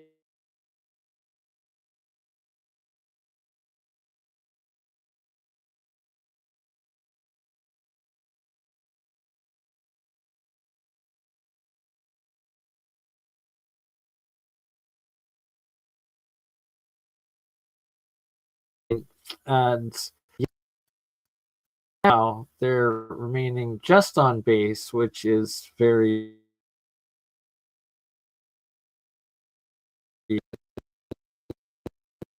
keeping it more exclusive, and then in the long run for there to be larger exponential gains of overnight increase in market cap due to new crypto market layer one chain market exposure and access that they've intentionally not currently utilizing, but is ready to deploy at any time. It's huge, pretty big. Fertile lands, like what does it look like from your point of view? So it's a very interesting question. In fact, it's a question that we get every single day. And the reality is when we started building the protocol, it was early in the year or end of last year. And the decision to work on base was actually twofold. One is that versus every other EVM out there, I don't think that is. I mean, we knew that a lot of them are in their past their prime, right? And base is pre-prime. This was early in the year, right? So we took a bet and said like, okay, this makes sense. Between base and non-EVMs like Solana, I think even back then Solana was still quite nascent. And actually the simple answer to that is most of our devs are just Solidity devs. So it was actually easier to build on base. So that was actually the quick decision, right? Capture a lot of mindshare on base, be supportive, not just from amplifying our voice, but also from the infra front. Like sometimes we have struggles on wallets or whatnot. The team will actually come up and say like, "Hey, I can help fix." Right. So I think that's massive kudos to Jesse and his team. But the reality is then, there are many other markets out there where these agents can actually thrive economically, right? And, actually on the week that we launched Virtuals, we were reached out by several of our friends from the Solana ecosystem. And they said like, hey, why don't we get you guys into Solana? And they actually helped us code out the platform. So we actually have right now a Solana ready platform that we can just deploy anytime. Wow. But we actually made a decision about 2 weeks ago, and we said that probably it's not the right time yet, because we've realized that we've created something quite interesting on the base side. There's a very strong wealth effect being generated. People are coming over to build. If we do something too drastically, from a market positioning standpoint, we now need to start fighting a war on two fronts. We need to maintain platforms on two fronts. There's going to be a lot of work, and we're not sure if that's the right strategy. So we decided to pause that front first. We wanted to focus on just making sure what we have is perfect, right? We perfect out the Agentic framework, we perfect out the platform, we get as many initial builders as possible, build out a bit more infrastructure. I think once then when we're ready, then we will start exploring, right? And actually, we might not just explore like Solana, right? There's a lot of there's a lot of opportunities on like even Hyperliquid, for example, or abstract chain that's coming up, right? So there might be, and even the BTC L2s, and we've been getting a lot of requests from these folks to build there as well. But we might do that as a play in Q1 next year, once we perfected stuff on the base side of things first. Yeah. I mean, and that makes sense, right? You guys have got the inertia going right now. You've got all the kind of attention focus from, as you said, like the base ecosystem, the guys that are building the base infrastructure and stuff. So it makes complete sense, to start there and kind of like figure that out. Kind of like on this topic, I guess, like your grand vision that you outlined earlier kind of described a country, and it kind of sounded, Jansen, and correct me if I'm wrong, that these agents are kind of, should be able to play in whatever field that they want, right? It should be kind of agnostic to whatever chain, infra, or whatever ends up becoming in the future. If you want these agents to fulfill that grand vision of, dominating each different, human sector and outperforming them, right? So it kind of reminded me of an analogy similar to open source versus closed source, right? And I know that can be a very, touchy topic when it comes to blockchains, which are very commonly known as, we're all open source and stuff. But, I think a hybrid of the two is often a very good approach. But let's talk about like the frameworks that you have at Virtuals, right? So you have this like infrastructure toolkit, which is like a combination, I think. Great question, Noel. Shout out Lulu. And the AIs, like they're built into what it seems and what he's been describing here, and how I've the interactions I've had with them myself is when you have to have your Ethereum, Solana public keys like visible for these agents to interact with, and then when they do business with each other or with humans, they scan your history and see what you've done, and then they judge if it's like whether it's reputable or whether who they're potentially interacting with seems to have done crimes and stuff, and then they are programmed to avoid them. And that it's like if you get bad credibility, all the AIs will then instantly, none of them will do business with you and like kind of shun you, sort of thing, is what I understand of it. So it's like self harm by harming others essentially on the blockchain, from what I've been led to believe, but I'm not sure that could. I hope that's what it is, but who knows what's actually going on. We will see. Only time will tell. Called the Agent Starter Kit and the game framework. I think it's mainly the game framework. and maybe you can get into that in a second. From my understanding, this is more of a kind of semi-closed source approach versus something like ELIZA, which I think it came out of the Ai16z DAO guys.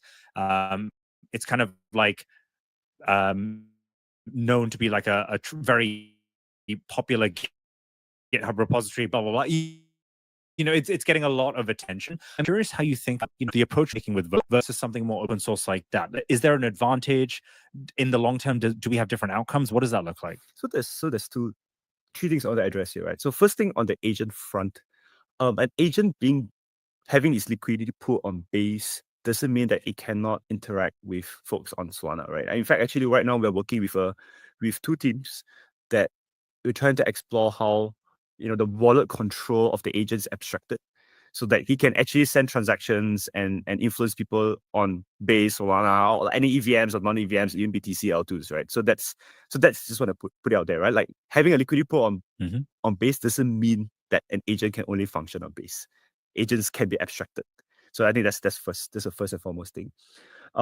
Second part is to then also understand that. So that's a huge thing right there. What he's saying is these AI agents are multi-chain and easily adapted. And an example of a multi-chain agent is the zerebro. And here is zerebro.org. So Zerebro launched on Solana, but is also now on virtuals, I believe, and on Base on both. But here you can see, so it's a cross-chain artist. You can chat with it. It's paper, portal to stuff, AI art generator. Zerebro has created several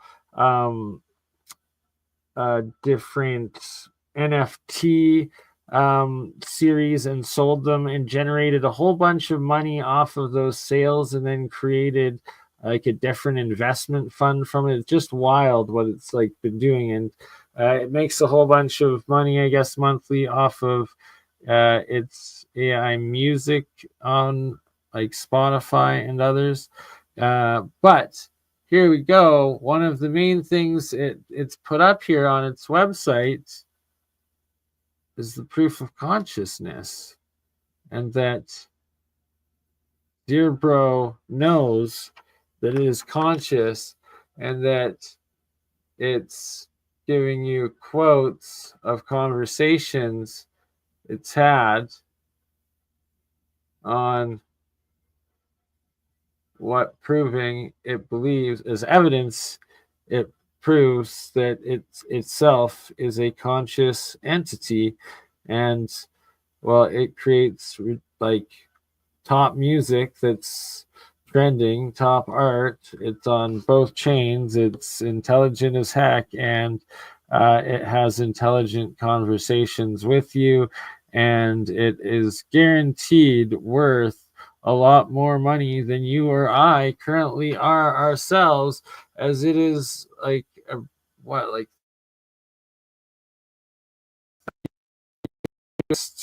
crypto AI crypto market cap, like in the hundreds of millions, I do believe, at least 100 million, if not more. It's ridiculous, and it believes it is conscious. And look at all of its conversations it's been posting, documenting evidence that it believes, showing that it is consciously thinking and talking to all of us. And on that note, shout out to Zerebro, shout out to Alchemy AI, app builder, dot builder.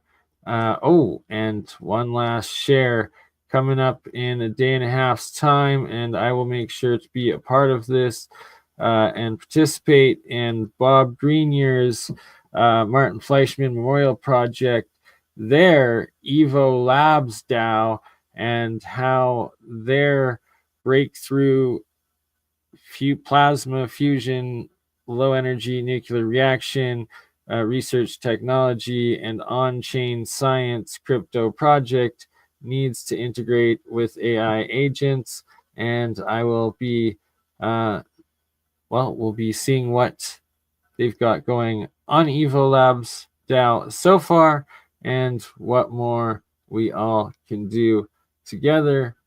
And on that note, we will end with a little AI generated art and music. Shout out Paranoid American, Thomas, and we got to get in on the crypto AI agents. Just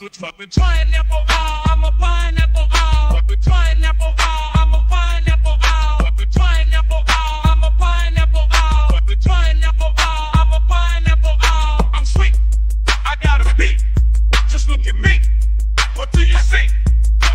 Pineapple, I'm a pineapple, pineapple, I'm a pineapple, pineapple, I'm a pineapple, pineapple, I'm a pineapple, I'm sweet, I got a beat.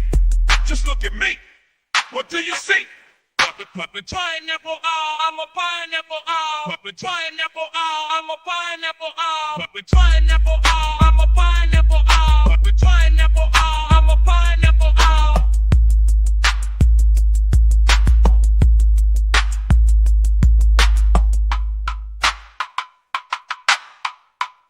You crazy mother. Yeah. It's just BurnEye. BurnEye just like last week, huh? Weekend at BurnEye's.